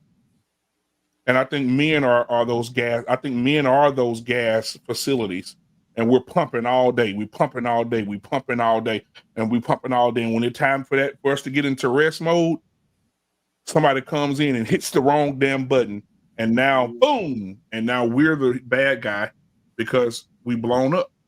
I think a lot of men are under pressure. I think we don't have any gauges that relieve that pressure from us, whether it's from a wife, whether it's from your children, whether it's from a lot of men are not respected in the home. I just seen Alec Baldwin's wife completely destroy him in public. I don't know if y'all saw the video, but she completely just emasculated the shit out of him in front of everybody. You know what? Crazy. You know what But it go ahead, is? Savage. I'm sorry. Arpain over there grinning. Come on, Arpain. Nah, I saw it, man. I mean, it's crazy, man. I mean, I had nothing much more to say other than I saw it, you know. Now, So- Antoine, I'm Oh, gonna I tell you didn't see something, it. man. You better not ever in life go back to sleep on my panel, because normally, if you go to sleep on my panel, I screen record you and put you as It's one of not my. gonna be nice. And I put you on one of my clips. I But was looking had out for you, Gracie. man, because you was actually snoring, man. We took you down because out of respect, because we didn't. But if that was Black David, Oh man, if that was Black David, shout out to Black David, his ass would have been on the panel now. with church music. Yeah, with church music. Yeah. So, but yeah, man, I just want to say that. Yeah, you're right. Lost in translation. Why don't we make the homes more Got you, spiritual Savage. for the king? Go ahead, Savage. So the reason that houses are not more hospitable for men is because, unfortunately, you had capitalists that funded the feminist movement to destroy the family movement, because they were communists at the end of the day, and they got more taxes. The government and them got more money from the wages and production and the lowering of the income for the wage of the person working, because there was more people working, and also the government got double the tax base. Unfortunately, we live in a garner-centric system that, unfortunately, men are expendable. So we haven't been in war in a long period of time, and at the end of the day, they're not sending us to die, so they're just sending us to be useless in society. We also have a lot of men that weren't raised by a proper father, and we also have a lot of men that are raised by their moms. So unfortunately, you have a lot of emotional men that make poor decisions. So you're not going to end up seeing these stable, well-making decisions men from a portion of the community in general. Most people are raised like 50%. I hear stats from 50% to 70% of people live paycheck to paycheck. So 80% of all household goods are bought by the woman. So unfortunately, the whole purpose was to destroy the family unit, because if you go and look into Marxism or communism, destroying the family unit is the most effective thing for control, and that's been going on for a long time. So like you can even see in a lot of the most liberal places, if you don't agree with some sort of treatment for a child, to take your kids. So the system has been made to make it to where you don't have any sort of power when it comes down to your children and your family. You can see that with the divorce laws. You can also see that with when it comes down to child support and the way the court system works. So it's going to take a lot for the system to actually have to self-correct because of the destruction that's gone. That's the whole reason they were importing so many immigrants, because the birth rates are down so much, because so many women are bought into the feminist mark. I appreciate it. Now, I want to say this too before we get out of here. I know Black Men Unfiltered told y'all. Matter of fact, I told y'all a year ago. Matter of fact, I told y'all almost 2 years ago. How long has it been since Ovid? I ain't gonna say that word. Almost 5 years, man. 5 years. Yeah, man. Ovid was almost 5 years ago. Yeah, it came 5 out years, in man. Yeah. January. It's 5 years. 2020. 2020. So let me say Yeah. something about Ovid. When it first came out, you can go back and watch my lives. I said, guys, do not go and get them shots. I said it, and I said it. I posted it on social media. I posted it on Facebook. I posted it on Instagram. I posted it on. I did shows on YouTube, and even my family members, nurses in my family, said you are spreading misinformation, and you're gonna be responsible for a lot of people dying if they're listening to you. She said you need to be quiet and allow us, as the health professionals, to handle business. I said, okay. And I still post it. Right? Well, today, something happened. Today, I happened to be watching the news, And then someone sent me something today. Where is it at? Mm-hmm. Oh, here it is. And I want you guys just to hear the audio of it. Okay. And I'll have a video later. Listen to this. Now, the person who sent me this put the news anchor telling everybody to go get the vaccine, the vaccine. Okay. Mm-hmm. And then after that, they show what happened today. Listen to this. Hold on. Let me turn my Bluetooth off. I got my shot. I did. I'm so excited. I got the Johnson & Johnson one-shot vaccine. Can I just tell you about it for a second? The FDA has temporarily halted the Johnson & Johnson vaccine. For the FDA to pause it because of potential health concerns. I got the Johnson & Johnson one-shot vaccine. Can I just tell you about it for a second? Something called a cerebral venous thrombosis. That's a blood clot in the veins of the brain. 6 women who got the vaccine and then ended up getting this blood clot. 6 cases of venous blood clot. Can I just tell you about it for a second? While we're on the subject. Did I get straight? I got my shot. I did. I'm so excited. I got the Johnson & Johnson one-shot vaccine. Can I just tell you about it for a second? The FDA has temporarily halted the Johnson & Johnson vaccine. For the FDA. They're not even producing it anymore because it's causing alarming problems in the people who have taken it. Lifelong problems that they're going to have to go to the doctor for frequently to get medicine to maintain that health or poor health for the rest of their lives. And I've been saying it. I said it time and time again. I said it time. Anything that they call warp speed, for you Star Trek fans, knows that it's something that's very quick and instant. You don't have time to test it. You don't have time to do anything. You just threw it out and made millions of people guinea pigs. Just like you did the syphilis incident in Tuskegee. But that's a whole nother conversation. Hold on a second. You know what, Black man? I'm from Alabama. So if anybody knows, I know. Here's my situation. The first time I saw that nurse take that shot on TV and pass out, and she fainted. Buddy, you ain't have to tell me no more. And then when they started paying people to take it, I sure as hell ain't finna take it now. Y'all paying somebody to do this? No, I'm good, player. You know what I'm saying? Sometimes you got to know when somebody about to shoot you to sugar.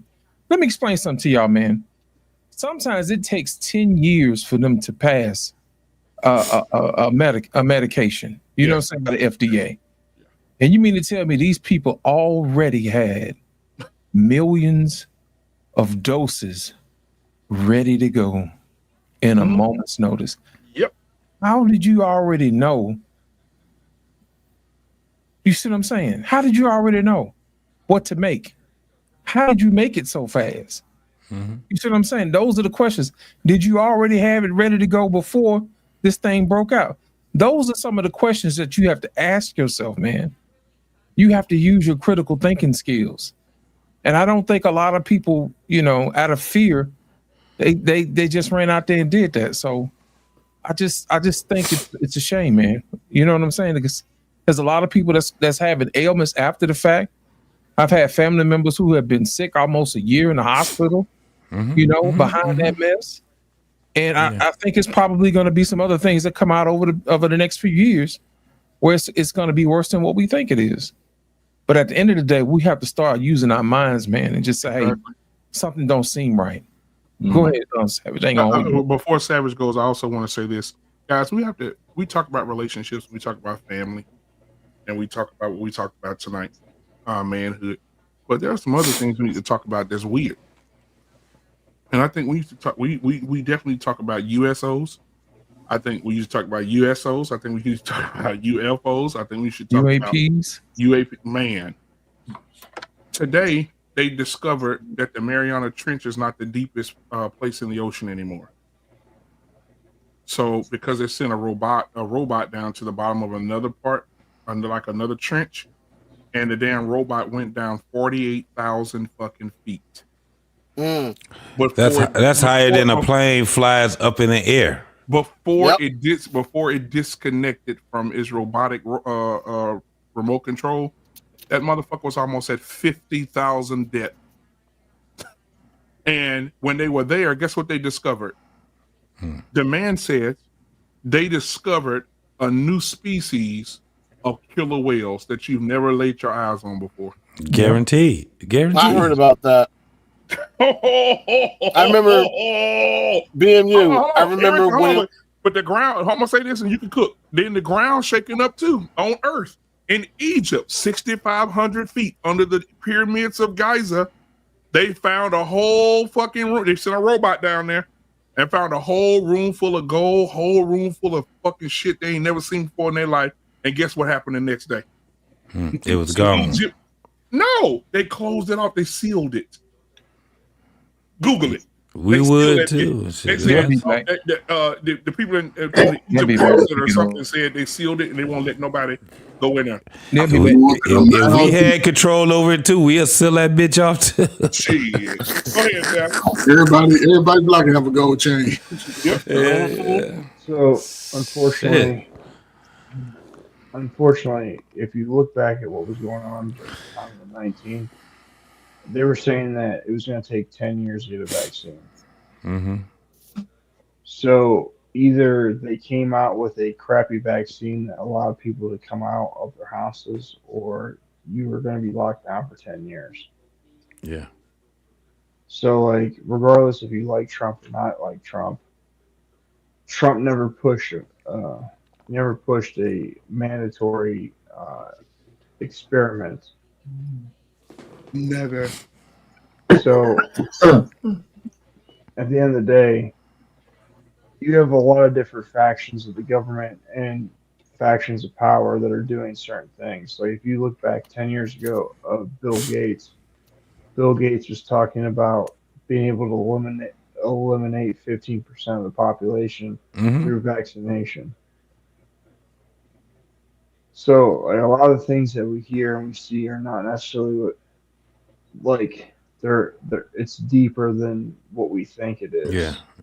And unfortunately, I think that the Egyptian satellites seeing the information that was like the fact that the pyramids go a mile underneath the sand, I think that that's just something to lead people away from what's going on outside of it, because right now is a crazy time. You have the FBI who hit the rolling 60s in California. You've got multiple rappers that are being arrested. You have people that are being deported. You have low-level justices that are trying to stop Trump from deporting people, which, like, you just have a lot of things that are going on at the same time. So, like, I just wouldn't put too much emphasis in the media. At the end of the day, if you're not hanging out with Bill Gates or hanging out with Elon Musk or hanging out with billionaires, you're a pawn in the wheel just like everybody else. And unfortunately, if you look at what's going on with like Europe has pretty much become the Soviet Union that America fought against. Yeah. And I'll say this. I don't think those fighter pilots are lying when they say they had an unidentified object flying through the fucking airspace, and they went up and chased that bitch. And when they got in front of it, that bitch disappeared, ended up behind them. The pilot, you could hear the pilot say, "Oh shit, it's more than one, it's a whole fleet of them." He said they were just sitting there. And he said all of them flew back over the water and went right back down under the ocean. They all went underwater. Out the sky to the water. And think about it. But listen, bro, I'm gonna say this. I don't want to be weird tonight. I'm gonna be weird Tuesday. Listen, as above, so below, man. I think I'm gonna say this. I know people gonna think I'm retarded, but I'm gonna say it anyway. I think that looking up, I think that space is a reflection of space. I think space, what you see it up here, it's in the bottom. Down there. As above, so below. Think about it. You go under the water, it's dark. You go in space, it's dark. You get too far under the water, you freeze to death. You in space, you freeze to death. Underwater, there's no gravity. In space, there's no fucking gravity. And in both, there's hell of a pressure. That's why you can't go too far up and you can't go too far down. Too far down. See, I think they're trying to get me now.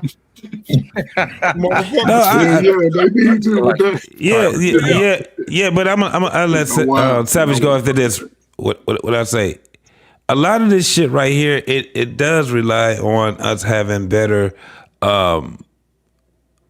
We have to have a lot of technology that just enhances itself, right? But because we don't have it, the world has been here way before any of us, and humans are old as shit. But the world is older than humans. Now, when it comes down to it, the only thing we can do is discover. That's it. Yeah. That's it. We can just discover it. We don't create it. We just discover it. And this is what it's all about. You know what I'm saying? So, every week I try to come on and give y'all a question. Every other week, probably. I try to give y'all a question my son asked me that I can't answer.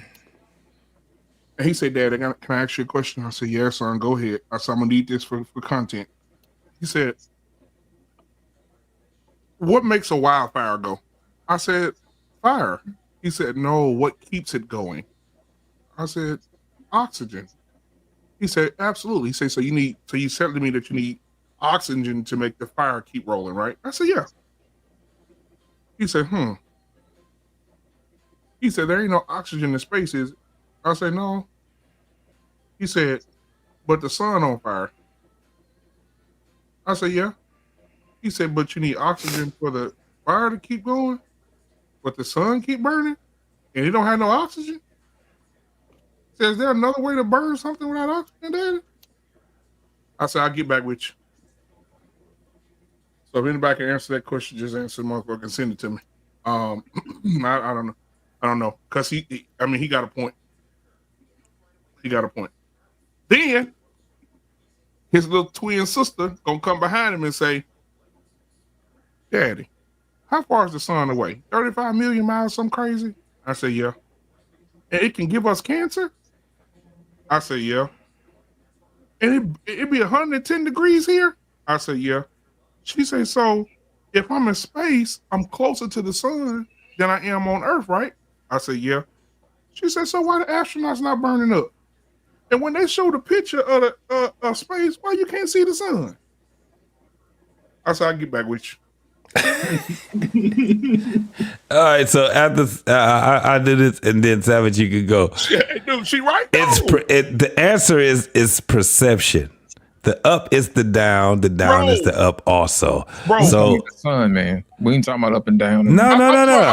Yeah, think about the sun. If you in space and NASA taking these fucking pictures and the sun is 35 million fucking miles away, 60 million miles away, and that motherfucking give us skin cancer and burn us and cause us to be dehydrated, why? If you're so how long? Yeah. So then you have to do the math though, and then you have to say how long does it take for us to get into orbit? Is it millions of miles? Is it millions of miles? No. Salute to science. You take your suit off in space, you freeze to death. Why the fuck are you freezing to death when the sun right there? Man, this shit is a motherfucker, ain't it? You gotta ask those what they call them NASA people. You gotta ask them. Salute to science. Go ahead, Savage. Go ahead, Savage. I'm sorry. Yeah, let's go ahead so we get out of here. God damn, I probably got another turn. Yeah, that's some shit right there. Yeah, it is some shit. I'm gonna tell them that uncles didn't know either. Right. I know. We just gonna talk about it out in the back. Yeah. We just. No, let him go ahead. Let's have his cook right for you. Me personally, I don't believe in UFOs. I believe that UFOs are just angels and are just demons disguising themselves. To be honest with you, if you look into people that do UFO research, they'll tell you that there's a very good amount of people that call out to Jesus when they quote unquote get abducted, and it stops. Also, Hey, Savage, can I tell you a secret? Yeah. You ever read the book of Elijah? Yeah. You remember when Elijah was sitting there, what did he say he saw? He said he saw a circle of fire. A wheel within a wheel. A wheel within a wheel. But when it landed, the people that got off that motherfucker had elongated heads, wings, hands like humans. I said, what is he describing, an alien? The cone heads from Saturday Night Live. So climax? But just for clarification, just so you know, the word alien. Well, as it the didn't way exist. That, Yeah. the way that we use the word alien just means a being that's not from Exactly. Earth. Yeah. I agree. So technically, by that definition, then angels and demons would both classify as aliens. Mhm. But if you look into Aleister Crowley talks about contacting beings that are outside of this world, and You talking about do what thou wilt? correct. So Okay, I got you. So Aleister Crowley talks about him channeling a being when he was in Egypt. If you go and look into the Freemasons, if you look into Albert Pike talks about at the 32nd degree, they then tell the initiated that they worship Lucifer. So like, if you're not religious, I can understand you not believing this, but unfortunately, if you are religious, the problem that you're going to come into is a lot of these things are not like when it came down to the 19 as a Christian, I didn't believe in the 19, like that wasn't a thing I was worried about. When it comes down to like my family, we don't get my kids don't get vaccinated. We don't get any sort of those things. We live a very simple life, but unfortunately, when it comes down to the kings or the emperors, the princes that we get, or the presidents that we get, those are ordained by God for whatever his purpose be. So I don't put too much weight when it comes down to the stuff that's happening these days with in the media. It is going to be what it is going to be, and I'm unvaccinated. I don't have the COVID shot. Me too. Yeah, I'm with you. And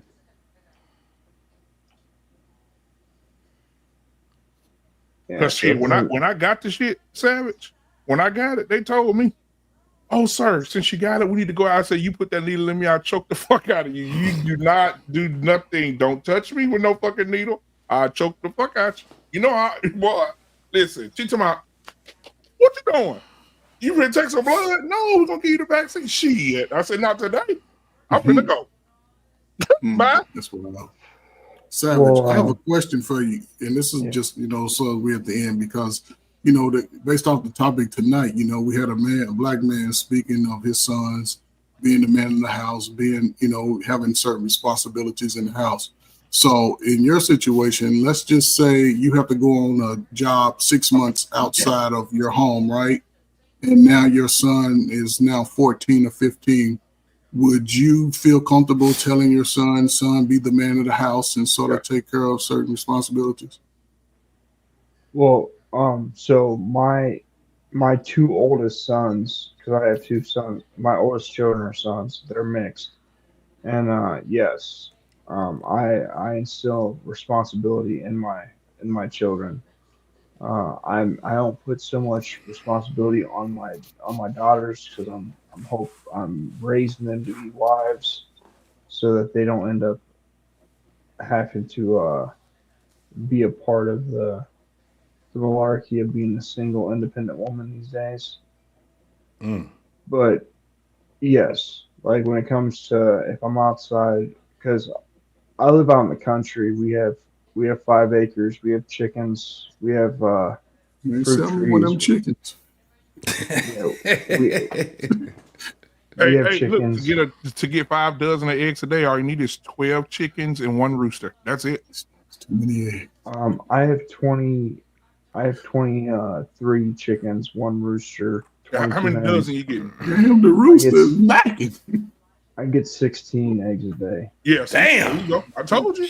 I told you. Yeah. That's what I'm saying. I need 2 chickens. Shit. hey, JT, think about it. Go get them chickens. Them chickens don't cost that much. Invest in the chickens, get you 1 good, healthy rooster. Shit, you can sell eggs in the neighborhood. Them bitches $10 at the store. I got them for $7.50. Yeah, Damn. so Shit. I live in be gone Ohio. every morning.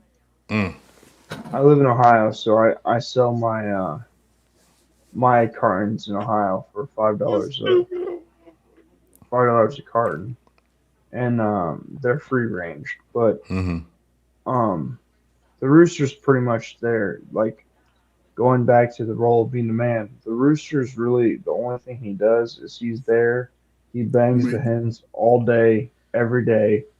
Like, he's just jumping on them and attacking them, just going in on them 100 times a day. But when it comes down to there being a predator, he runs up and he fights and dies for the hens. Yeah. He calls out when there's food. He calls out when there's a predator, and he stands in between him and the predator. So, like, you can, like, here in Ohio, you can get chickens for $15. If you buy 50 chickens, you'll pay $15 a piece. If you buy over 50, it'll be like $14 a piece. And if you buy like over 100, it's like $13 a piece. It's too many damn chickens. God damn. But you gotta But that shit, hey man. Fence them in, cause they shit like a motherfucker. You gotta fence them in now. You gotta fence them in. Shit everywhere. Yeah, you gotta have a coop. You gotta have coops like a motherfucker over there. Yeah, so if you build your own coop, it'll cost you about $700. And you can feed them for about 13. Like, here in Ohio, you can feed them for $13.50 a month. So it's not super expensive to keep them. It is a big investment when you start doing it, but like, my wife makes sourdough bread. Like, we don't drink out of plastic. We cut a bunch of we don't eat out. We cut out like a lot of plastics and a lot of bullshit. We're in the process of changing all of our clothes to cotton linen and silk, because we don't want the oil-based products of clothes. It really comes down to what you value. So you're a survivalist. But that's what people can be, though. But that's what people can be, though. Because I'm sure he has his sons working in that chicken little upkeep too. So that's the dynamic word that a father brings to a son, man. He gets them engaged in overall protection of the family, and they can ask those thought-provoking questions that have the father sitting over there looking at them like, where the hell did you get that shit from? Because they're thinking forward, and that's the beauty of the father having those relationships with the son, man. So salute to all the fathers. Shit. Well, to be fair, my oldest is 11, my next son is 7. He just turned 8, actually. They're kids. They don't. They're kids. Yeah, kids don't do kid He's stuff. 8 years old. Yeah. He's not the most healthy person you're ever gonna meet. Oh no, he's doing over playing games. But- He's in the mud. But at the But end a of the 14-year-old, yeah, they know all that. But at the end of the day, the reason we live this life, though, is because my wife's a Christian. I'm a Christian, and we don't really value material things. Like, my wife drives a 2017 Chrysler Pacifica van that seats 8 with a family of 7. We paid for it in cash. I drive a 2019 F-150. Nothing crazy. We don't travel and go to Disneyland or go on vacation all the time. Like, family is more important than like material objects. So like it has nothing to do with being a survivalist. Like yes, I have 4 years worth of food stocked up. Like that is true, but it's not based on the simple fact that I think that that Russia's going to nuke us or something, and I just have food saved up. It's just when you live in the country, or like my family's from West Virginia, that's what they did. They stockpile food. Like we have a garden and stuff where my wife makes sourdough bread. We don't eat bread from like the store. We try to cut out as many additives and all the bullshit that they sell us as much as possible, because our family is the most important thing. That's why we're working on our sixth kid. Like being fruitful and multiplying is the first commandment that's given to Adam and Eve. So yeah, a lot of people these days worry about the materialism. Like at the end of the day, when you're 40 years old, or I'll be 36 on Sunday, I don't really care if I pull up to work in a 2005 Corolla. Like, what is the people that I work with really going to make my life feel about me driving a car that is dependable and I can afford? Yeah. You know, like, too many people worry about dumb shit. Like, I don't live my life on the internet to where I have to worry about, it's not high school. Like, a lot of people these days live as if, like, life is high school, and it's just not. Most people are in debt to their eyeballs, and they're living paycheck to paycheck. We're not. So, like, I don't really care what other people think. All right, Black Man Unfiltered. That's it, man. All right, man. Well, listen, I'll see y'all guys next week. No, we got not next week. What today is? Friday. Shit, I don't know. What's today? Saturday. Saturday night. I'm so discombobulated. Yeah. So Sunday, y'all check in on the plug. Hey, listen, man. If y'all didn't see the plug Sunday, not only was the woman on it, she was drop dead gorgeous, according to Lost in Translation, not me. But yeah, she really did a great job breaking down raising kids who have disabilities like ADHD and dyslexia, things of that nature.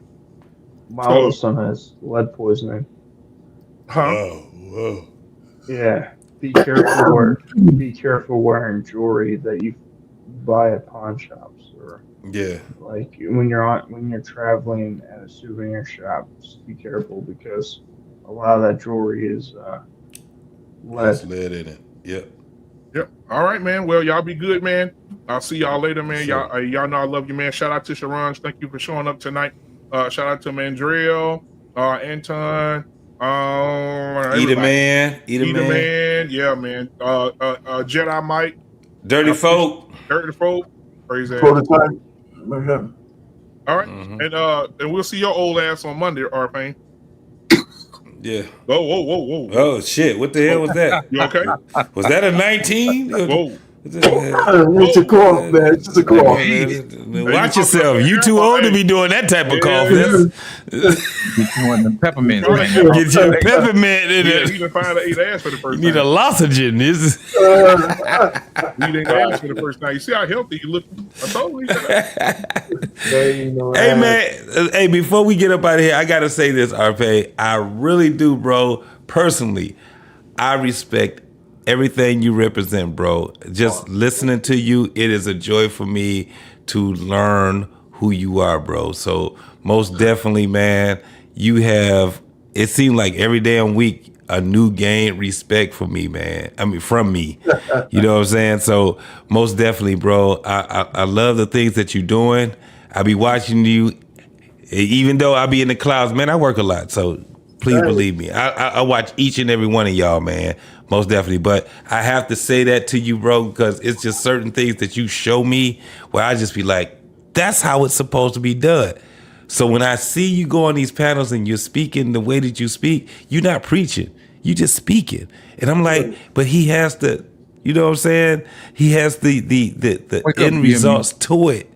Yeah, wake your young ass up. You too fucking young for all this shit, BMU.